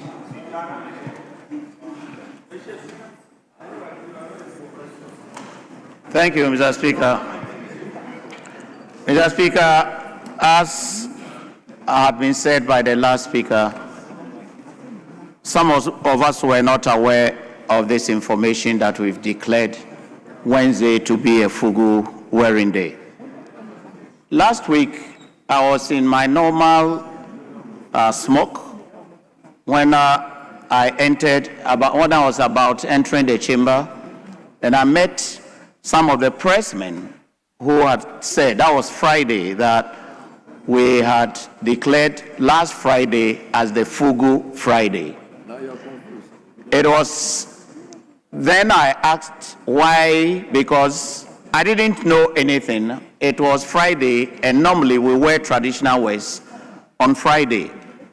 Then I was informed of the misinformation that had been given by the Zambians. Some saying that our president was wearing a parachute. Others also saying that he was wearing kaba. Mr. Speaker, this is the highest form of ignorance. This is not the first time that we are wearing smoke.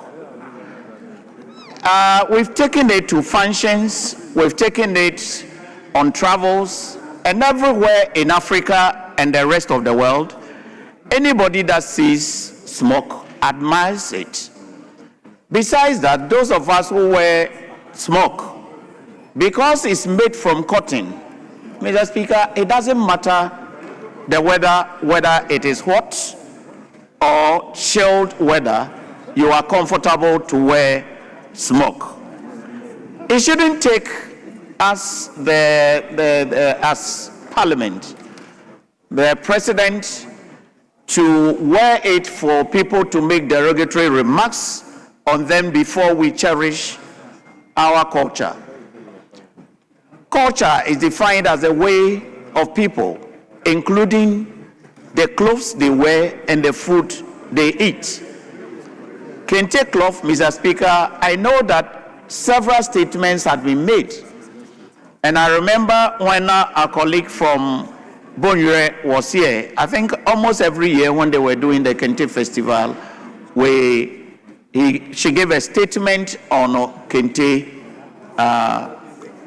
cloth.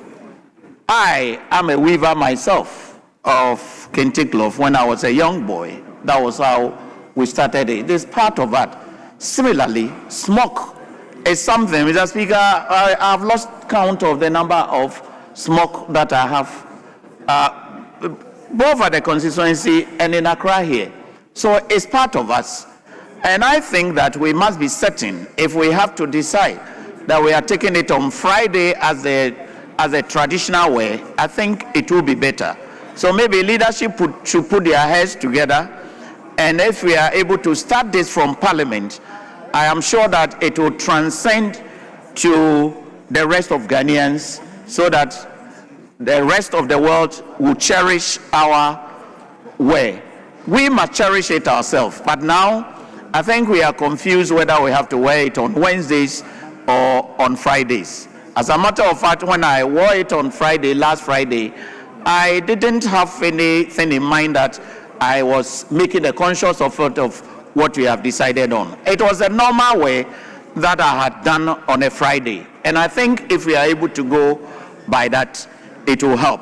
So when they asked me, the press asked me, one of the things that I said was that, oh, I'm not wearing it because of President Mahama.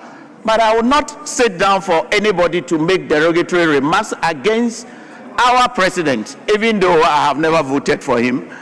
I wouldn't allow anybody to make a derogatory statement because he had worn smoke. This is pure ignorance, and it's high time we as parliamentarians will wake up and make sure that we are proud of our culture, so that the rest of Ghana would appreciate it, and the rest of Africa and the rest of the world would appreciate it. Mr. Speaker, thank you very much. I still emphasize, let us come together and agree on one day. We do secret balloting. Why are you announcing to us who you vote for? Mr. Speaker, I said I have never voted for him. We want to hear that again. Do we need that? Mr. Speaker, Mr. Speaker, yes, I'm saying that where I'm standing, I belong to the New Patriotic Party. Yeah, but we engage in secret balloting. It is obvious. You are behaving like what happened in the primaries. People didn't vote for Baumia, but I guess they are pretending that they have voted for Baumia. For all you know, you have also voted for President Mahama, but here you are saying you have not voted for Mahama. Mr. Speaker, that was only a reporter's speech I was making. That was a reporter's speech I made to the press. Very well. Not anything mischievous. Yes, thank you, Mr. Speaker. Speaker, I want to yield to Haji Aladi. Yes. Honorable Haji Aladi Ayamba. Thank you, Mr. Speaker, and thank you, leader, for yielding your position to me. Let me first of all thank Honorable Dr. Ayensu for the statement that she made. I overheard some people earlier on saying that, oh, but she's not from the north, no. That is a very big mistake.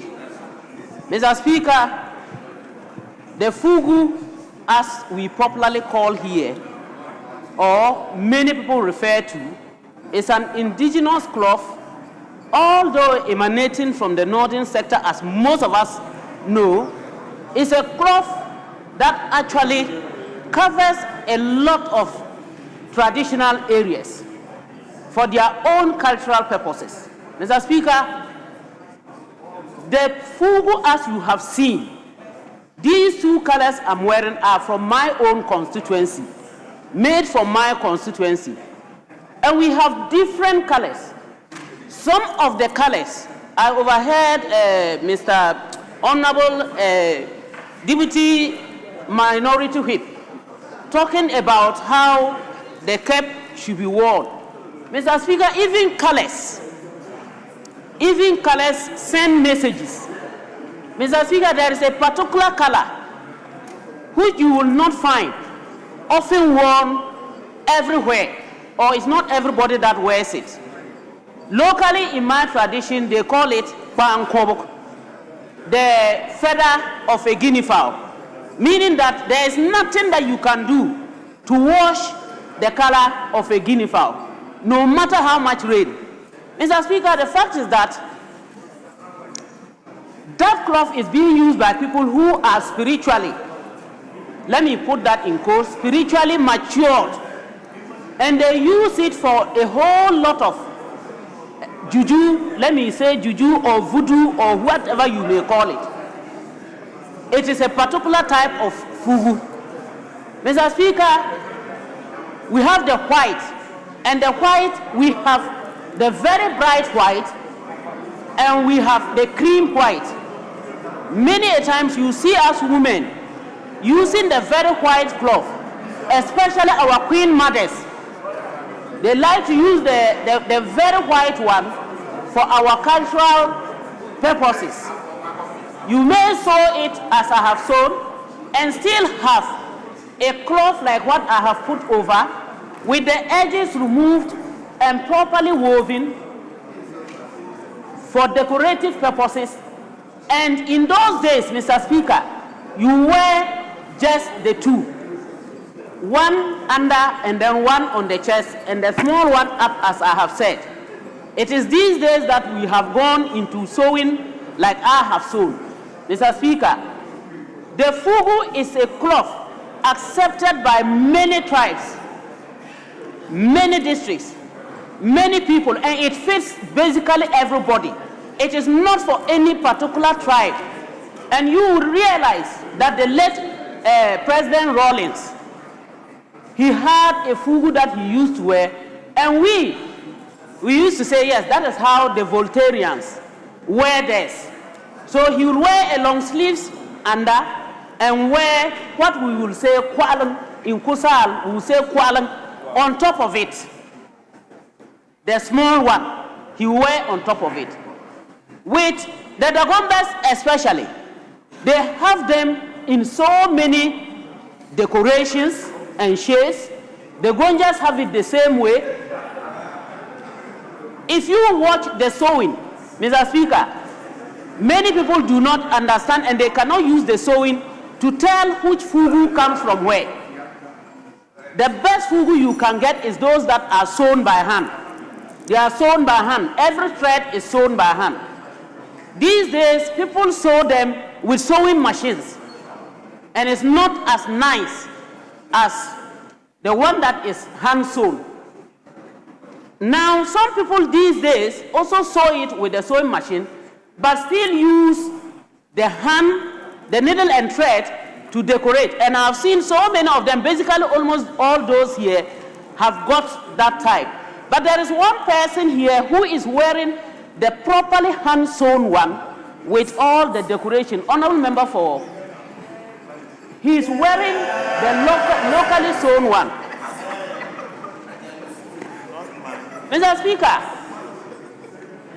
Honorable Yusuf Suleimana is also wearing one that comes from the Gonja area. And because of the way I know them, I'm able to tell. But we will refer, Honorable Yusuf, if you can help us make sure that it is properly seen. And that is from his hometown. Now, I am making all these statements to collaborate with what Honorable Speaker had said about us supporting skill or entrepreneurs. Mr. Speaker, the fact is that if we are able to support the women or the girl child right from the growing age, very early stages, some of them are actually not in school, but they go in to learn, apprentices to learn how to weave. The only thing they need from us is funding to buy the sichel, those machines they use these days, and also to buy the thread. Some of them can hire the sichel, but they do not have money to buy the thread. They need a lot of support. Our vocational schools are doing so well, but they need that support, and also they need market for it. So if we decide that we are going to wear it on a particular day, then we should also be able to ensure that we use our good offices to support our various assemblies, to at least identify some group of persons, both men and women weaving, to ensure that they produce. Then we can carry along with the Fugu Day, whether it's Monday, Tuesday, Wednesday, Thursday. It has no particular day on which you should wear. That is now for us to decide. And it will make us continue to communicate to the outside world that it is not a parachute, neither is it a blouse. It's quite interesting. So, Mr. Speaker, let us continue to work hard, support our people, and portray our culture, portray what we really mean. And in fact, this takes me, Mr. Speaker, to congratulate the Right Honorable Speaker himself for the way he dresses to the chamber. He has refused to stick himself with, with heat, tying whatever every day. Mr. Speaker, with all respect to you, he wears his fugu or attire from the Volta region or from the Ashanti region, Volta, any part of Ghana. And you see that everybody is like, yes, this is beautiful, this is nice. So let us go that way. Let us buy the idea. Let us project our country and project ourselves. Honorable Dr. Yensu, well done. I thank you, and I wish us all the best that we will continue. Mr. Speaker, thank you very much for the opportunity.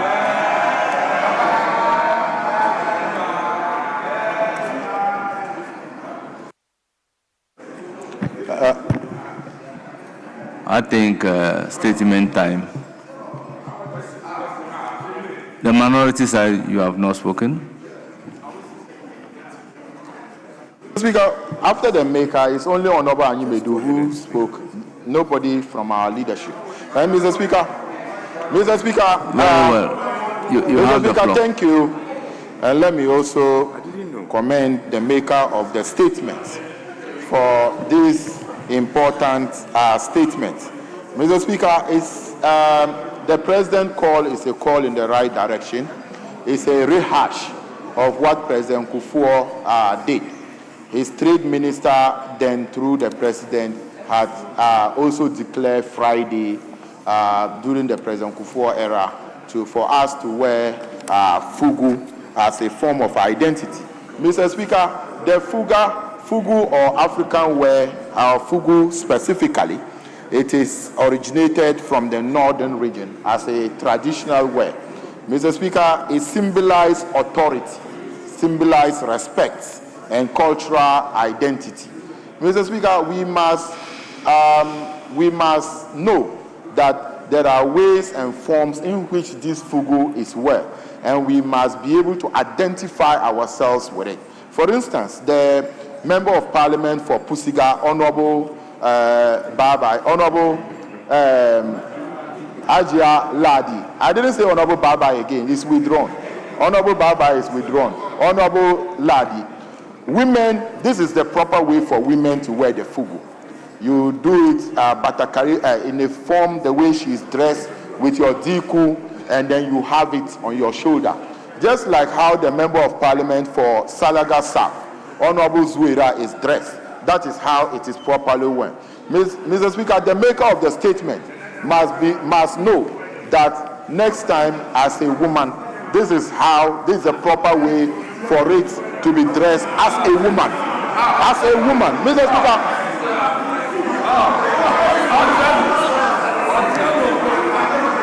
Let me continue.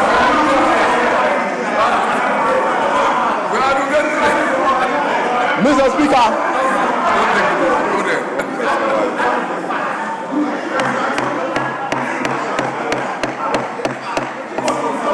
Mr. Speaker. Honorable Habib, I'll give the floor to Majority Chief Whip. Majority Chief Whip, Mr. Speaker, why are you on your feet? The content of speech of a member must, as much as possible, contain parliamentary language. Mr. Speaker, to refer to the maker of the statement, that as a woman, she ought to know that that is not how women are supposed to dress. in Fugu, and that the way Ajia Ladi appears is how women are supposed to properly appear in Fugu. It's improper. It's improper. There's no, Yes, please, Honorable Habib, what do you say? there's no formula to determining how a woman should appear in this house. Please, don't do that.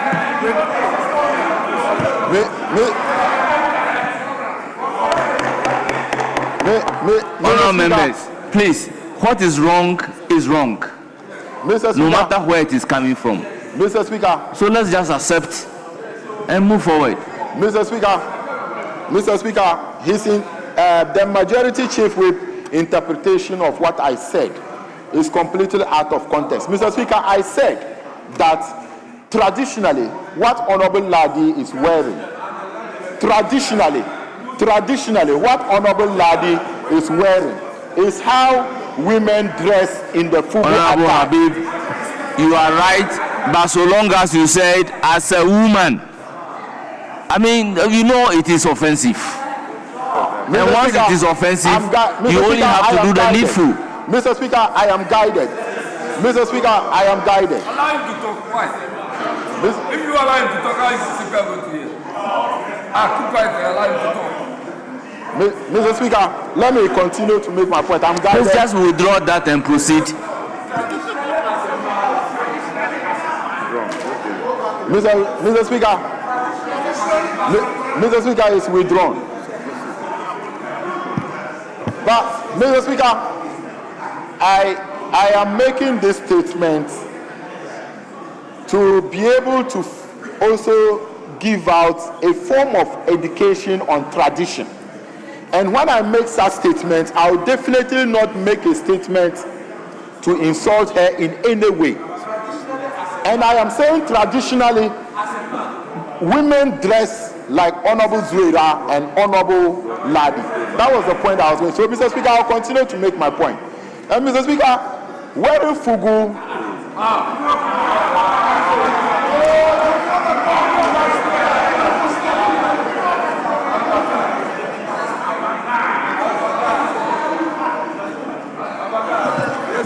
Yes, majority. Mr. Speaker, I get the sense in the matter that the First Deputy Minority Whip wants to convey.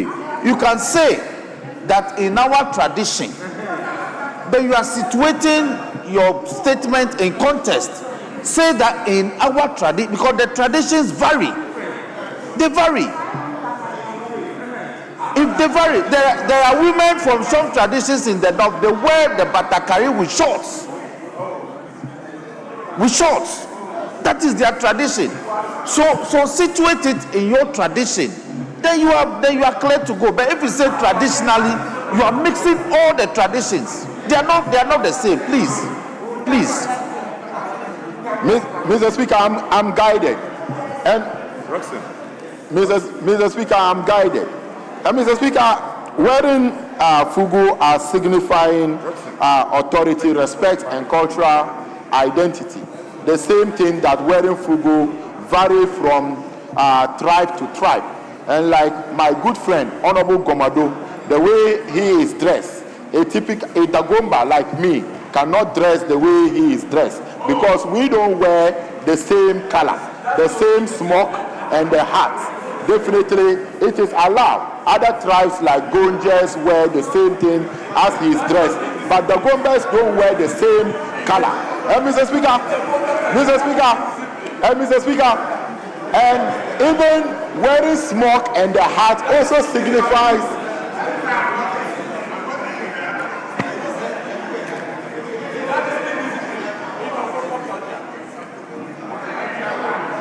Thank you, Mr.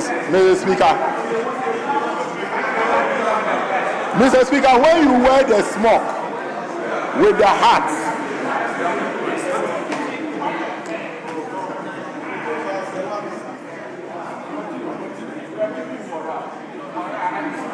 thank you, Mr. Speaker. Mr. Speaker, wearing smock with the hat also signifies authority. And Mr. Speaker, traditionally, if you wear the hat, if it is tilted to the left or right, it means influence, it means wealth, and it means somebody who is peaceful. If you wear the hat with it tilting to your occiput, it signifies that probably nobody will be able to defeat you. And when you wear the hat standing straight forward, it means power, authority. Traditionally, as the Gombes, it is only somebody with the status of the Yana who have reached the climax, who is the owner and overlord of the Gbon, who wear the hat with it pointing straight. So, Mr. Speaker, these basics, as much as the President call is in the right direction, we should be able to know the basics and some small things that we can be able to use to signify. Mr. Speaker, I was taking time and very mindful in doing this education, because when our president wore it in Zambia, they were thinking otherwise. They were thinking he is either wearing a parachute or he's wearing something else. So that is why I think that we should be able to educate ourselves as Ghanaians, as people from the northern region who traditionally this smoke starts from. So, Mr. Speaker, without much, I'll also just commend the maker of the statement and to call on the majority chief whip that if he wants to obey the directive of the president, he must obey it properly. And when he's obeying the directives of the president that we should wear it on Wednesday, it must be complete. Majority chief whip, it must be complete. You must not wear it and then you say that it is from the Volta region, whilst others from the Volta region is wearing with the hat. Even Speaker is wearing sometimes with the hat. The first deputy speaker, he understands the Dagbon tradition well. His good friend is the chief, the Yana chief for smokes. He's a good friend of the speaker.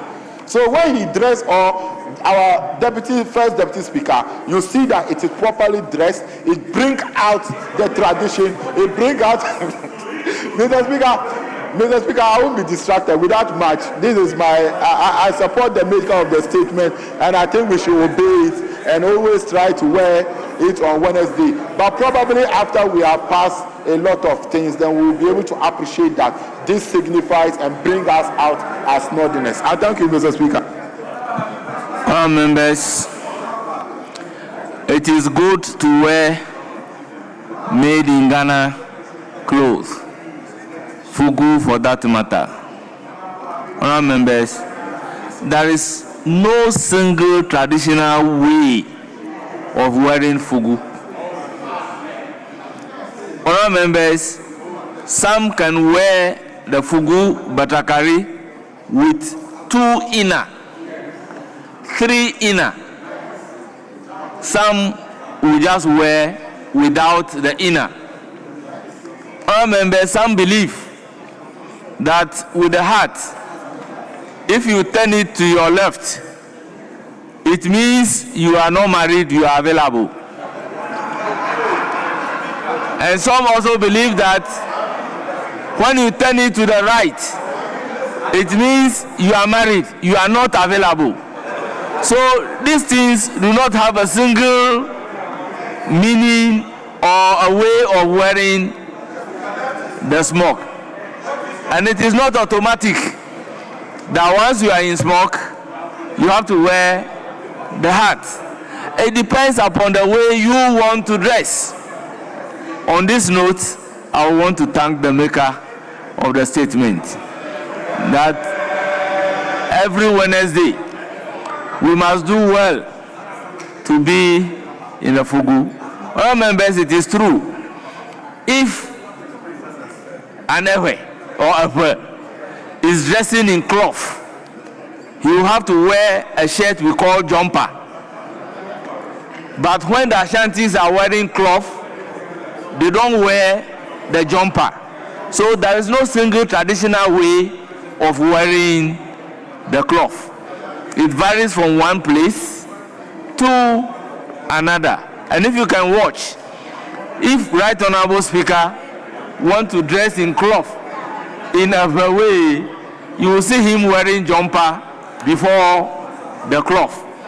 When he wants to go Ashanti way, you will realize that he won't wear jumper, he will just wear the cloth. So it varies from one area to the other.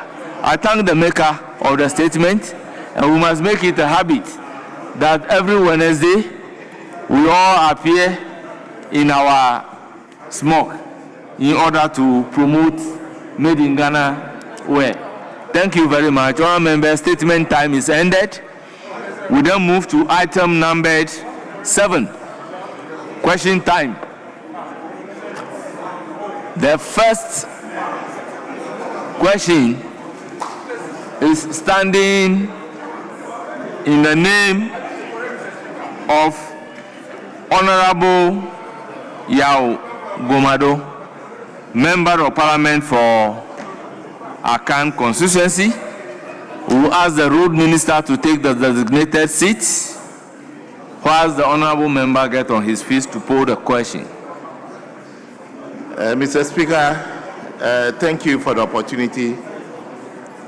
Mr. Speaker, I rise to ask the Minister for Roads and Highways when work will commence on the following areas in the KJB district, since the Federal Road Department completed the survey and mapping years ago. Dodi Papasi to Dodo Pepesu, Dodo Abamfrom to Dapa Junction, Asatu to Wawasu, Koton Kwanta to Titiaka, and Koton Kwanta to Sabram. Thank you. Yes, Honorable Minister.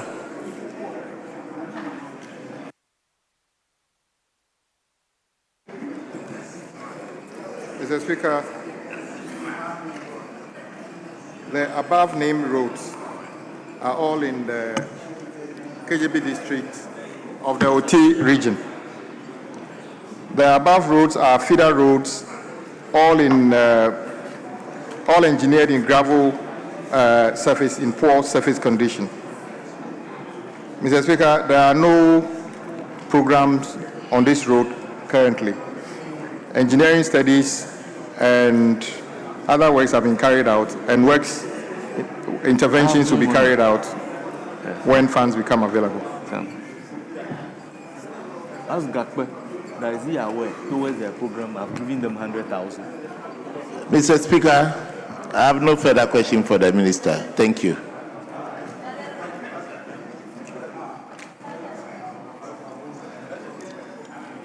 Any supplementary? I have no further question for the Minister. Thank you. Members, this constituency specific question. We move to question number 453, also standing in the name of Honorable Yao Gomado, Member of Parliament for Akan. Thank you, Mr. Speaker, once again. I rise to ask the Minister for Roads and Highways when the following roads will be fixed: Dodo to Olobobi via Okakrom Koru, Akposokoji Township, KJB Road. Thank you. Yes, Honorable Minister.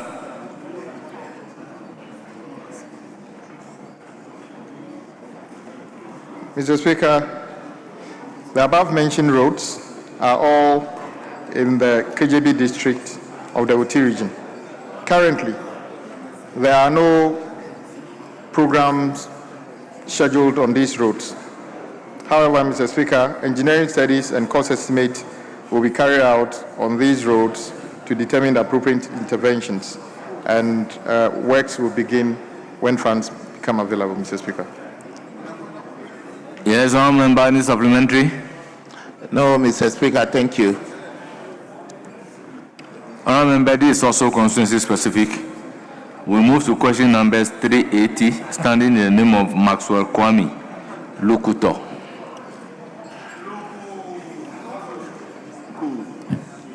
Thank you, Mr. Speaker.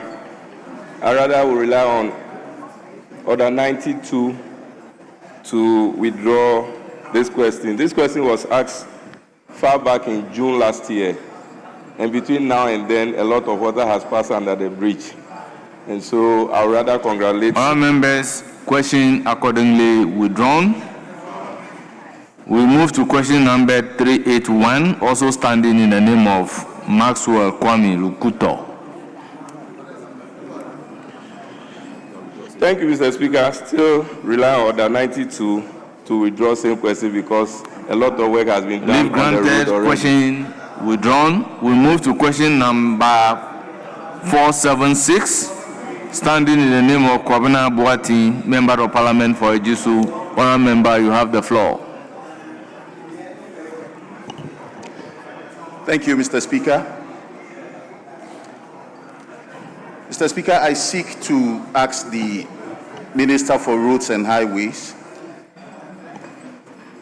about the current state of the Ejoso Onwe Esienimpong Kwaso Road in the Ejoso constituency, and when work will resume to complete the road. Thank you.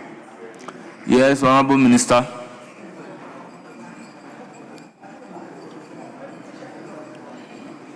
Mr. Speaker, the current program on this road is as follows.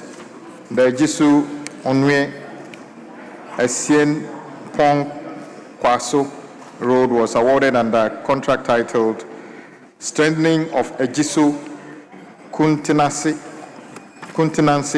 Bekwai Road, 22 kilometers, and improvement of critical access roads, 5.89 kilometers. The contract was awarded on the 29th of October 2024 for completion by the 28th of October 2026. The overall progress of works is estimated at 11% physical completion. The contractor is currently not on site, and works have stalled due to delayed in payment due to the contractor. Efforts are being made to get the contractor back to site to complete the outstanding works. Mr. Speaker, it's interesting to know that the financial progress on this project is 25.9%. Honourable Member, any supplementary question? Mr. Speaker, there will be none except to reiterate the plight of the people. Mr. Speaker, presently, cars are not plying the road anymore. Passengers are stranded. Pregnant women are unable to, Mr. Speaker, use the road. And the agony of the people is unimaginable. Honourable, your point is well noted. We move to question number 512. Thank you, Mr. Speaker. Standing in the name of Honourable Shirley Che, Member of Parliament for Ekwima Mobiaja South. You have the floor. Thank you, Mr. Speaker.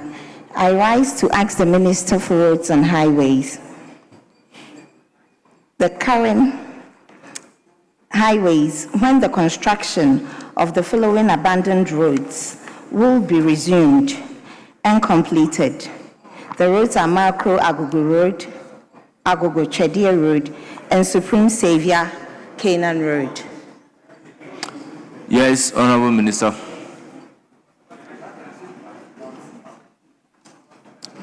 Mr. Speaker, the Macro Agogo Chedia Road, this road is in the Macro Agogo Chedia Road is a 5.2 kilometer unengineered road connecting Macro Agogo and Chedia communities in the Ekwima Nubiaja municipality.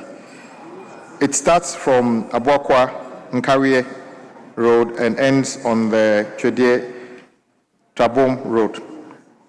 The Supreme Savior Canaan Road is also a 5.5 kilometer bypass route to Abuakwa from Supreme Savior JHS near Ya Asantewa Girls SHS in Kumasi.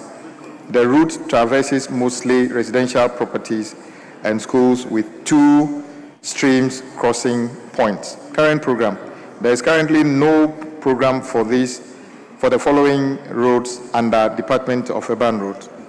That is Macro Agogo Chedia Road and then Supreme Savior Canaan Road. Engineering studies and cost estimate have been carried out on the roads for consideration upon availability of funds. Yes, Honourable Member, any supplementary? Yes, Honourable Speaker, Honourable Minister, in your response, you said that there are no programs ongoing currently on the Macro Agogo Chedia Road. However, in the 2024 Auditor General's report, paragraph 1913 lists rehabilitation of macro area roads as one of the abandoned projects, with this particular one projected and was expected to be completed by 5th May 2020. And it's been abandoned due to delay in the payment of IPCs. How does the ministry reconcile this Auditor General's report with the current response you gave me? Yes, Honorable Minister. Mr. Speaker, my colleague quoted sections of the 2024 Auditor General's report. I'm answering the question in 2026, and I'm saying that currently there are no programs currently ongoing on that section of road. Perhaps the contracts have been terminated and we need to repackage this for a new approach. That is why I said there's currently no program on this. So both the 2024 Auditor General's report and my response are not the same. Any further question? Yes.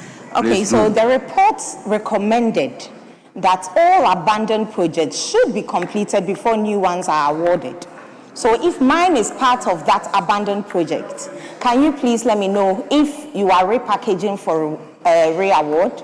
And if so, how soon do you intend to do it? Yes, Minister. Yes, you are right, Your Honorable colleague. The directive principles of state policy suggest that as far as possible, new government should continue and complete projects they inherited. And indeed, President Mohammed's government has adhered to this part of the constitution more than any government. Unlike 2017, as I say, when government decided to have a policy to suspend almost all road projects, claiming they were doing auditing, in 2025, President Mohammed never asked us to suspend any project. And indeed, all contractors have been encouraged to continue working. And as I said here, and I continue to say, in 2025 alone, President Mohammed's government has paid contracts he inherited, contractors, almost 10 billion Ghana cedi. Almost all these contracts were awarded before he came. So he's the only president in our recent history that is adhering to this portion of the constitution. Indeed, the roads in your constituency are dear to you, and I agree. And as long as we continue to raise the necessary revenues, yours will also be completed in due course. Thank you very much, Your Honorable Speaker. Honorable Minister, please, can I have timelines, please? Minister, last supplementary. Yes. The timelines will be when Parliament allocates enough resources to cover the cost of completing all roads in the country. That will be done.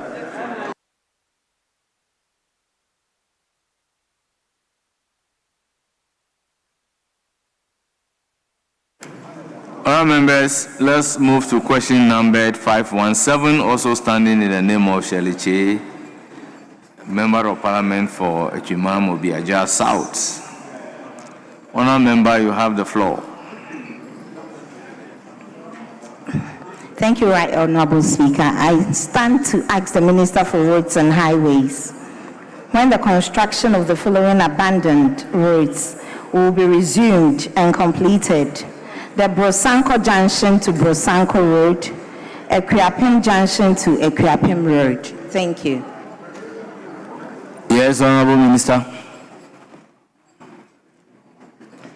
Mr. Speaker, the above-mentioned roads report is as follows. Bosankro Junction to Bosankro Road. This road is in the Echima Nobiajak municipality of the Ashanti region. Currently, there are no programs on this road. The second one, Ekriapim Junction to Ekriapim Road, is also in the same district. There are no programs on this road. Engineering design studies have been carried out on this road for consideration upon availability of funds. Honourable member, any supplementary question? Yes. Minister, you said there are designs for the road. Can you please give me when a schedule will begin and costing be done for the road to be started, please? Yes, Honorable Minister. Yes, Mr. Speaker. What I said was engineering design studies have been carried out on the road for consideration upon availability of funds. What it means is that we've carried out the engineering design. It means we can generate the cost when funds become available so for us to carry out the work. So currently we can actually tell you how much it will cost to do the project, but the reason we are not starting yet is because we don't have a budget line for it. Yes, any further supplementary? Minister, do you have any emergency maintenance interventions to address the poor surface conditions these roads are in? Yes, Minister. But this should have been a full question, not a supplementary question. But I'll give the benefit of the doubt. Minister. Yes, Mr. Speaker, we carry out annual maintenance programs across our networks under all the agencies. We are currently going through that process. I'm not sure about the particular intervention on the road we are talking about, but we are currently carrying out maintenance work on the most deplorable sections of the network. I can speak to you specifically on that. I don't have the answer here, but I can speak to you after this session on what we are doing in terms of maintenance of those roads.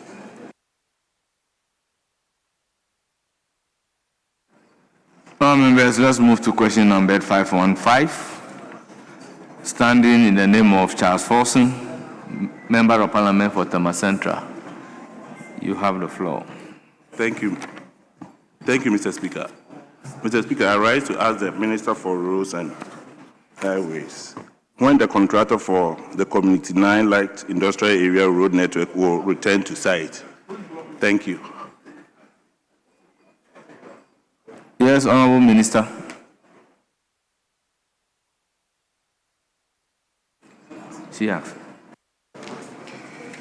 Mr. Speaker, current program on the road mentioned by my colleague is as follows. The Community 9 Light Industrial Area Road Network has been awarded for rehabilitation under the contract Rehabilitation of Community 9 Industrial Area Roads. The contract commenced on the 28th of July 2018 for completion by 27th of July 2020, which has since elapsed. Physical progress of the work is 21.81%. The contractor is not on site due to delayed payment. Efforts are being made to get the contractor back to site to complete the outstanding works. Yes. Mr. Speaker, any further question? Yes, please. The minister is part of Tama Central. He's a good person, and I wish to know if there is any timeline so that because 90% of the work is already been done. It's left with less than 10%, I think. Thank you. Minister, the question is you are part of the Tama Central. As to whether that is a question. Is it 90% of the road? The only thing that I can call you to answer is whether there is a timeline. Mr. Speaker, my answer is very simple, that the project started in 2018 for completion in 2020. Mr. Speaker, this project should have been completed in 2020. The fact that it's not been completed by now and the work's done is just 21%. As far as I'm concerned, it means the contractor is incapable of carrying out this work. So this qualified to be one of the projects we will terminate and get a more qualified, a more competent contractor to do. So I'll work with my colleague to see what we can do to improve that road. Any further question? No, thank you. Thank you, Mr. Speaker. Thank you, Minister. Honourable members, I think we have escaped one question standing in the name of Shirley Che, Member of Parliament for Echima Mobiaja. That is question numbered 517. I will therefore give the floor to her to ask that question. Thank you, Right Honorable Speaker. I rise to ask the Minister for Roads and Highways when the construction of the following roads will resume: the Yoso Amanchia Road, the Nkaria Incline Road, Fwasi Road, the Intabani Junction to Intabani Road, please. Yes, Honorable Minister.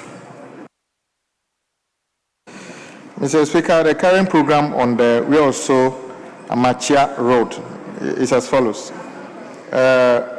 This road was awarded under the contract titled Rehabilitation of Yoso Masia So, 19.5 kilometers, and Critical Access Road, 5 kilometers.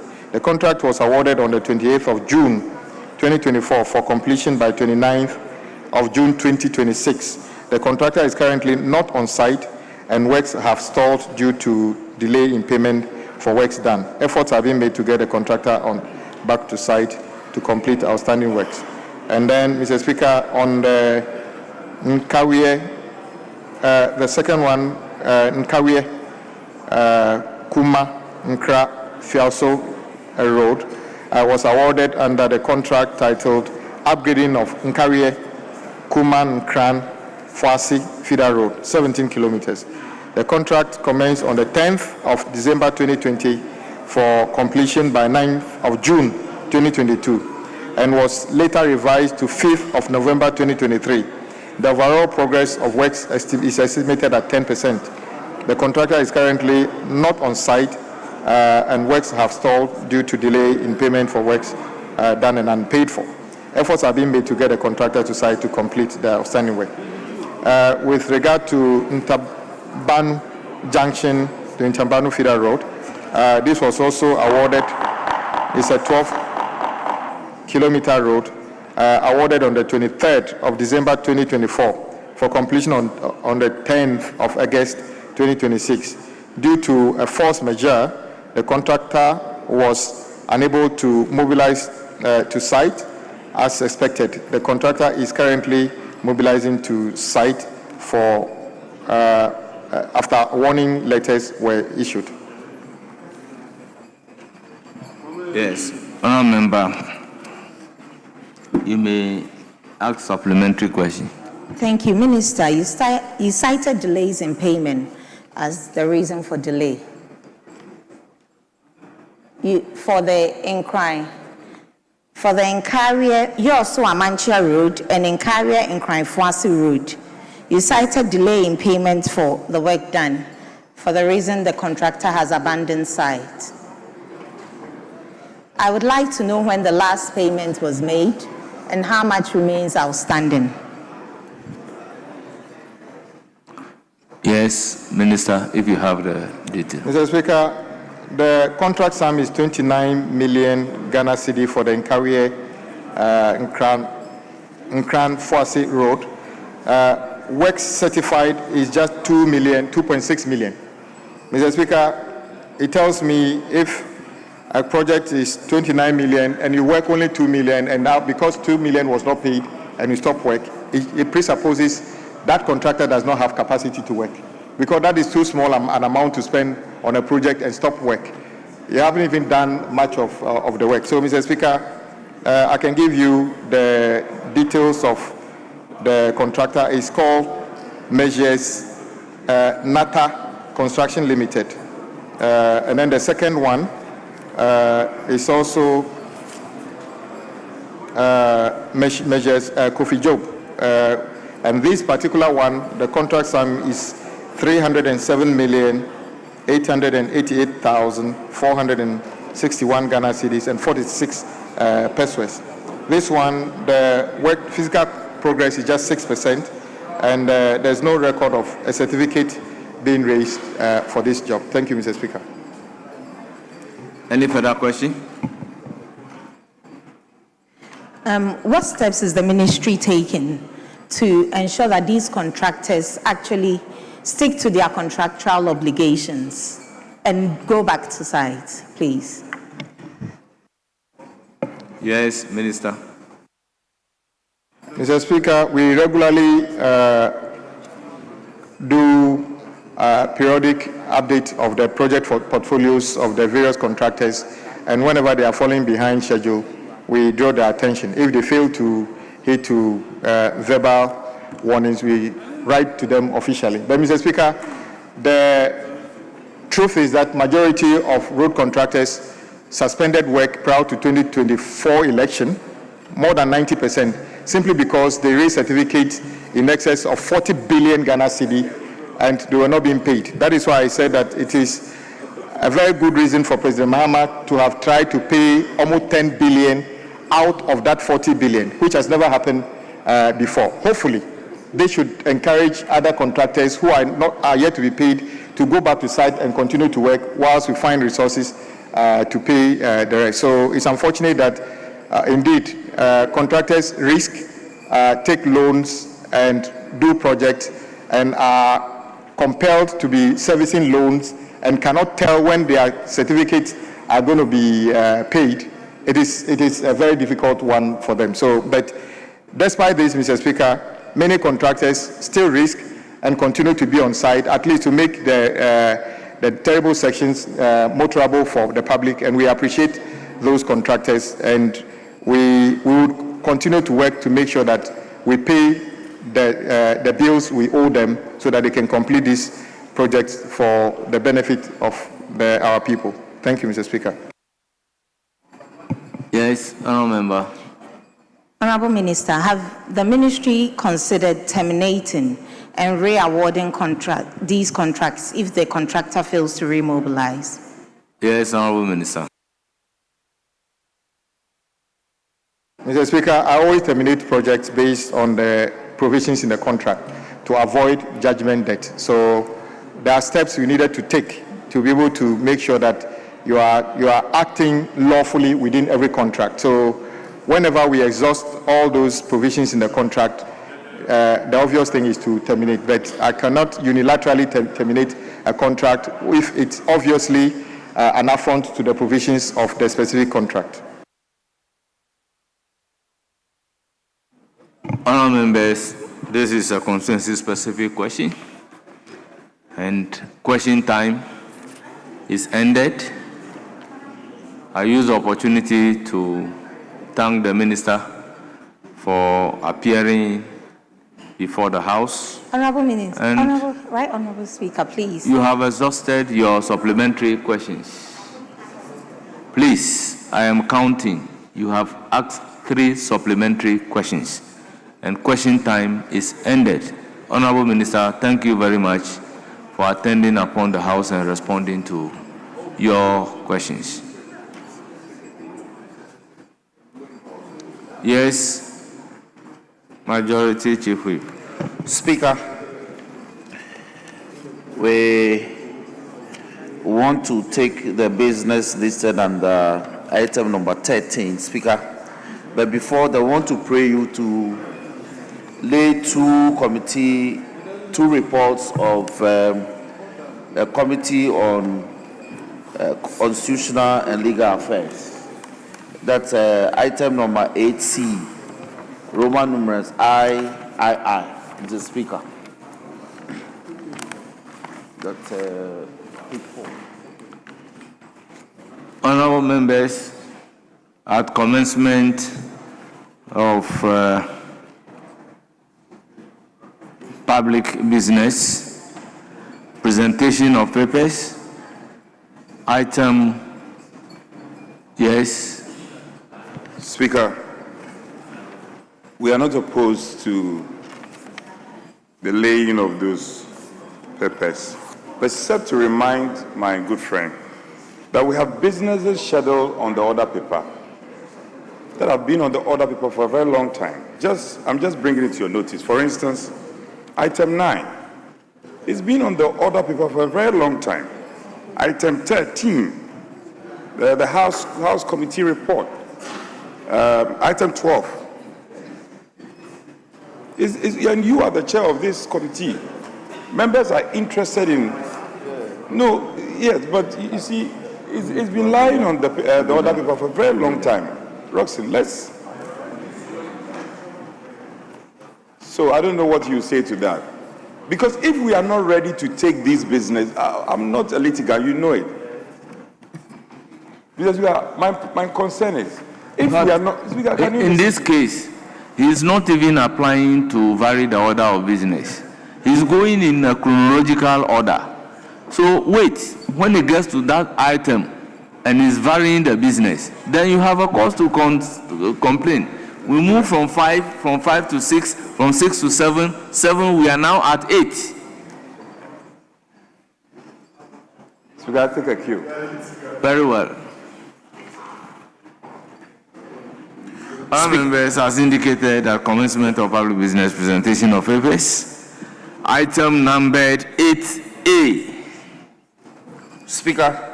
Yes. May I seek your leave to pray that the vice chairman of the committee lays these papers, because the chairman is unavoidably absent, Mr. Speaker.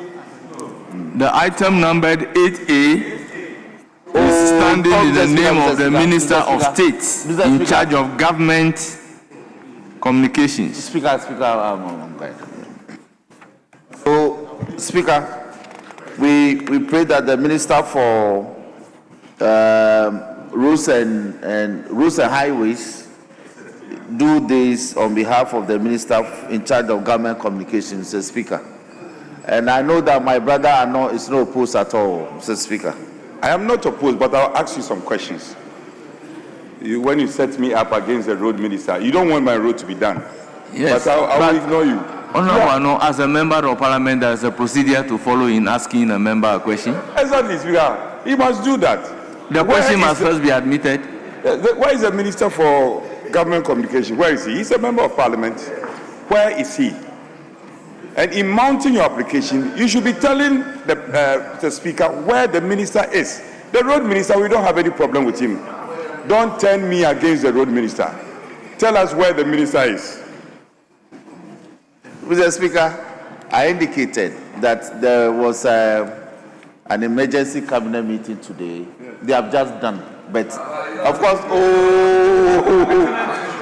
you are asking for further and better particulars. Mr. Speaker, I'm trying to provide that. They won't let me.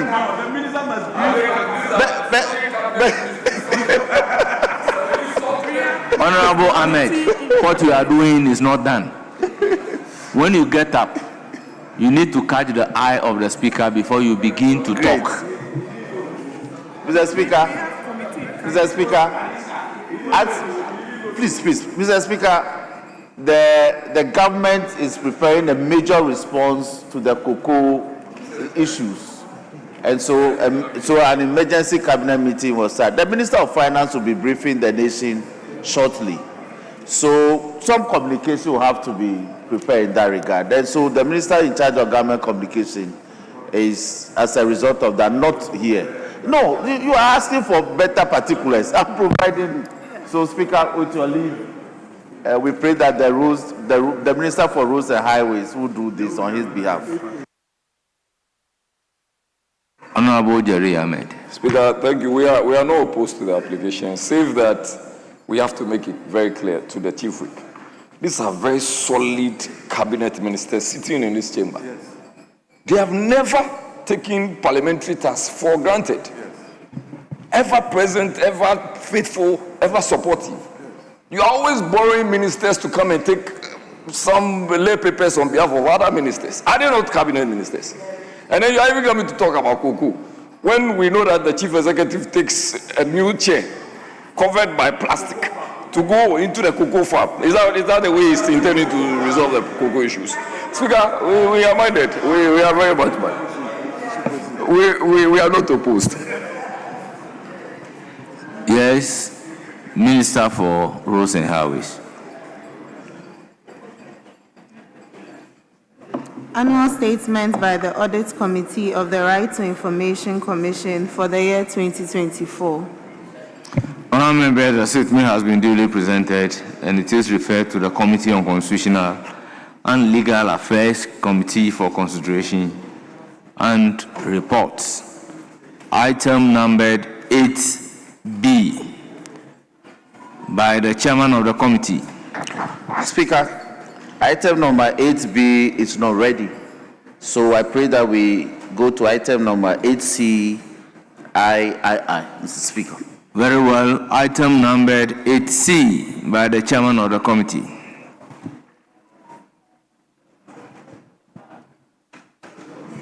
Report of the Committee on Constitutional and Legal Affairs on the Interstate Succession Bill 2025. Report of the Committee on Constitutional and Legal Affairs on the Governance Advisory Council Bill 2025. Honorable members,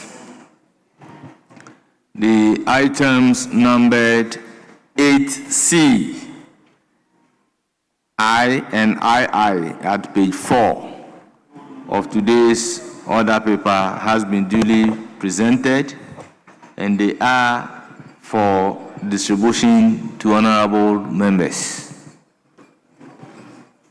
Yes. Majority. May I pray that we invite the business and take the business listed under item number 13. Mr. Speaker, I so pray. Yes. Speaker, this is the right time for me. Yes, this is the right time. I agree with you. Speaker, I thank you for your guidance. Yes. So, Chief Whip, not to belabor the point, we just exhausted or executed business under item 8.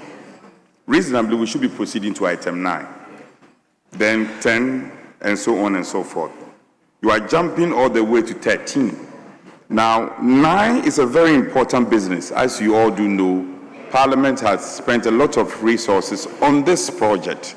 You and I know the report is ready. The Collins Dowda committee report is ready. Why are you leaving it out? Then when you proceed to 13, your committee, the committee is chaired by you, ably assisted by my humble self. We are done. The report is ready. Why are you not taking this business and jumping all the way to 13? Of course, we are going to do 13, consideration of the legal education reform bill. Why are you leaving 9? Yes, 10, majority, Chief Whip. Speaker, in respect of the business listed 9, there's some consultation to be had before we take the report. So the chairman of that committee gave me the indication that we could do this on Friday, the Honorable Collins Dowda. Then, in respect of my own committee's report, we have indicated that we'll take this on Friday as well, tomorrow next. So, Mr. Speaker, these are the reasons why the items number 9 and 12 will be taken on Friday. Speaker, in respect of 10 and 11, my indications are that those reports are not ready. As soon as they are ready, Mr. Speaker, we'll lay them and then we can take them, Mr. Speaker. But that will be done, Mr. Speaker, but items number 10, so 9 and 12 will be taken on Friday. 10 and 11, as soon as the reports are done, I'm sure it will be before the close of the week. We'll take them. Speaker, my friend, I know him very well. Yes. I know him very well. In fact, past 20 years, many people do not know. I've known him at the university. He sat by me a while ago. He just thought on his feet. I know him very well. Because as your vice chairman, in respect of item 12, and you are telling me you are going to take the item on Friday, you sat by me a while ago and you didn't tell me. What have I done wrong to you?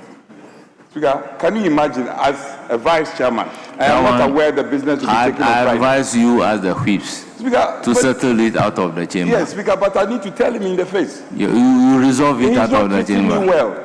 Item number 13. Yes, Speaker, but what about 9? 9. I'm a member of the committee. Yes, he indicated clearly. Yes, he said consultation, but there must we are be not some aware.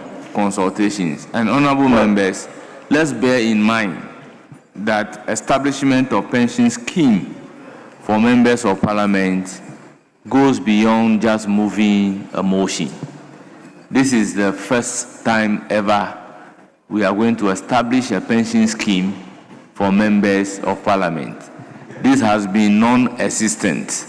They sent people to countries who are adopting it. They came back with their reports, and actually, because of what is involved in the establishment of this particular pension scheme, deep consultation must be carried out. I will yield to him. But the item 13, I don't know if, I know there was a meeting on winnowing. I couldn't attend. Yes, so if you come to the item, yes. I think I have some explanation to give to members. Okay, all right. Yes, item number 13, Legal Education Reform Bill 2025 at consideration stage.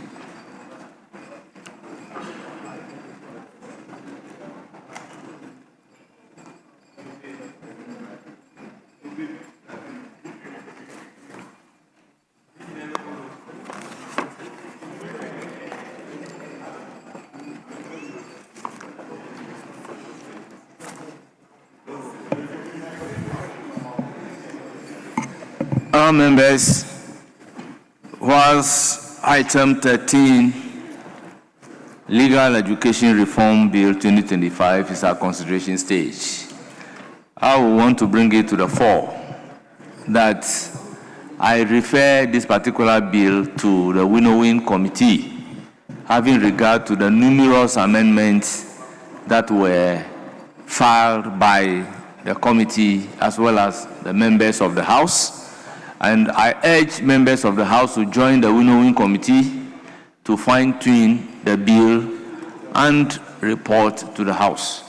Honourable members, they did justice to the amendment, caused all to be integrated into the bill, and this is the refined bill that we have, that if the House indulge, we will have to consider at the consideration stage in order to truncate making those amendments that the committee has worked on one after the other. So this is the bill that will have to be distributed to members so that if you have any amendment, you just oppose the amendment within what the winnowing committee has worked on so that we can make a quick progress with the bill. So if a member is not having a copy, please, I want to take 10 minutes adjournment to enable the copy of the refined bill to be distributed to members so that we come back and then we can do the consideration of the bill. Yes? Speaker, that is most in order. Most grateful. The House is suspended for 10 minutes. So clerk at table distributes copies to members.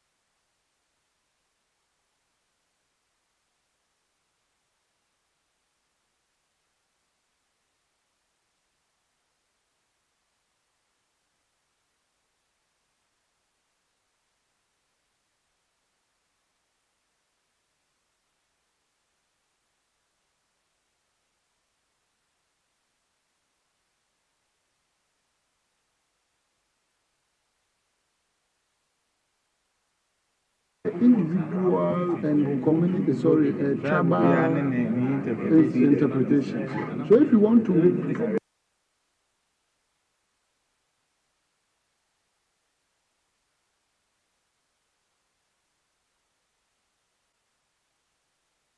Kindly resume your seats and welcome back from suspension.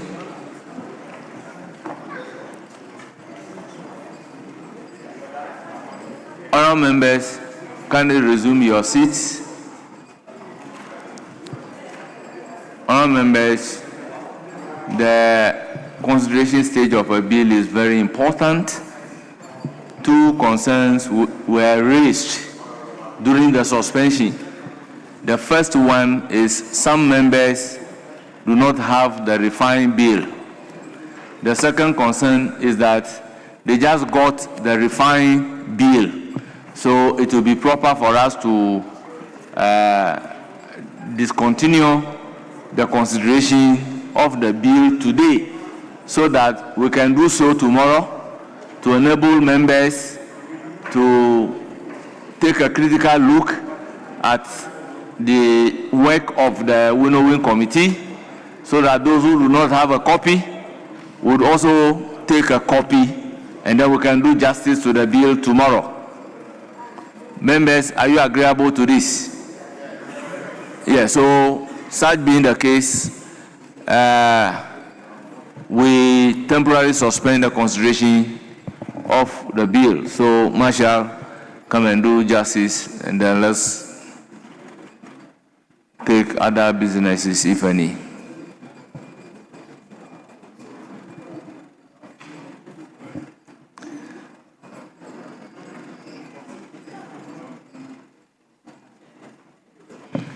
Yes, Majority Leader. Yes, Speaker. We haven't done 5 hours. And so, Speaker, I move that in the absence of any further business, the House be adjourned till tomorrow 2 p.m. so that we can come back and do business. Speaker, I so move. Yes. Available Leader.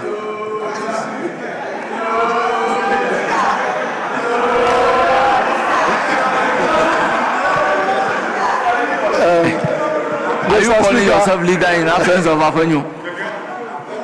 Mr. Speaker, yes. Thank you very much for the opportunity to act on behalf of leadership. Yes. So this is less than 24-hour exercise of leadership, and I don't take it for granted. So without one, Mr. Speaker, yes, I second the motion. Yes. Honourable members, though the motion for adjournment has been seconded. You are still going to work 24 hours, in the sense that the bill is a bit voluminous. And the committee, winnowing committee, has done a very good work. Please use the rest of the period within the 24 hours. You read through the bill, you make your notes so that we can have smooth consideration of the bill. Those who do not have copy should wait. The clerk at table will make copies available for you. More copies will be made available for you, so that we all use the work of the winnowing committee to facilitate the consideration of the bill. Honourable members, motion for adjournment moved and seconded. It is for the consideration of the House. I will proceed to put the question. As many as are in favor of the motion for adjournment, say aye. Aye. Those against, say no. Honourable members, I will put the question again. As many as are in favor of the adjournment, say aye. Aye. Those against, say no. Honourable members, the ayes have it.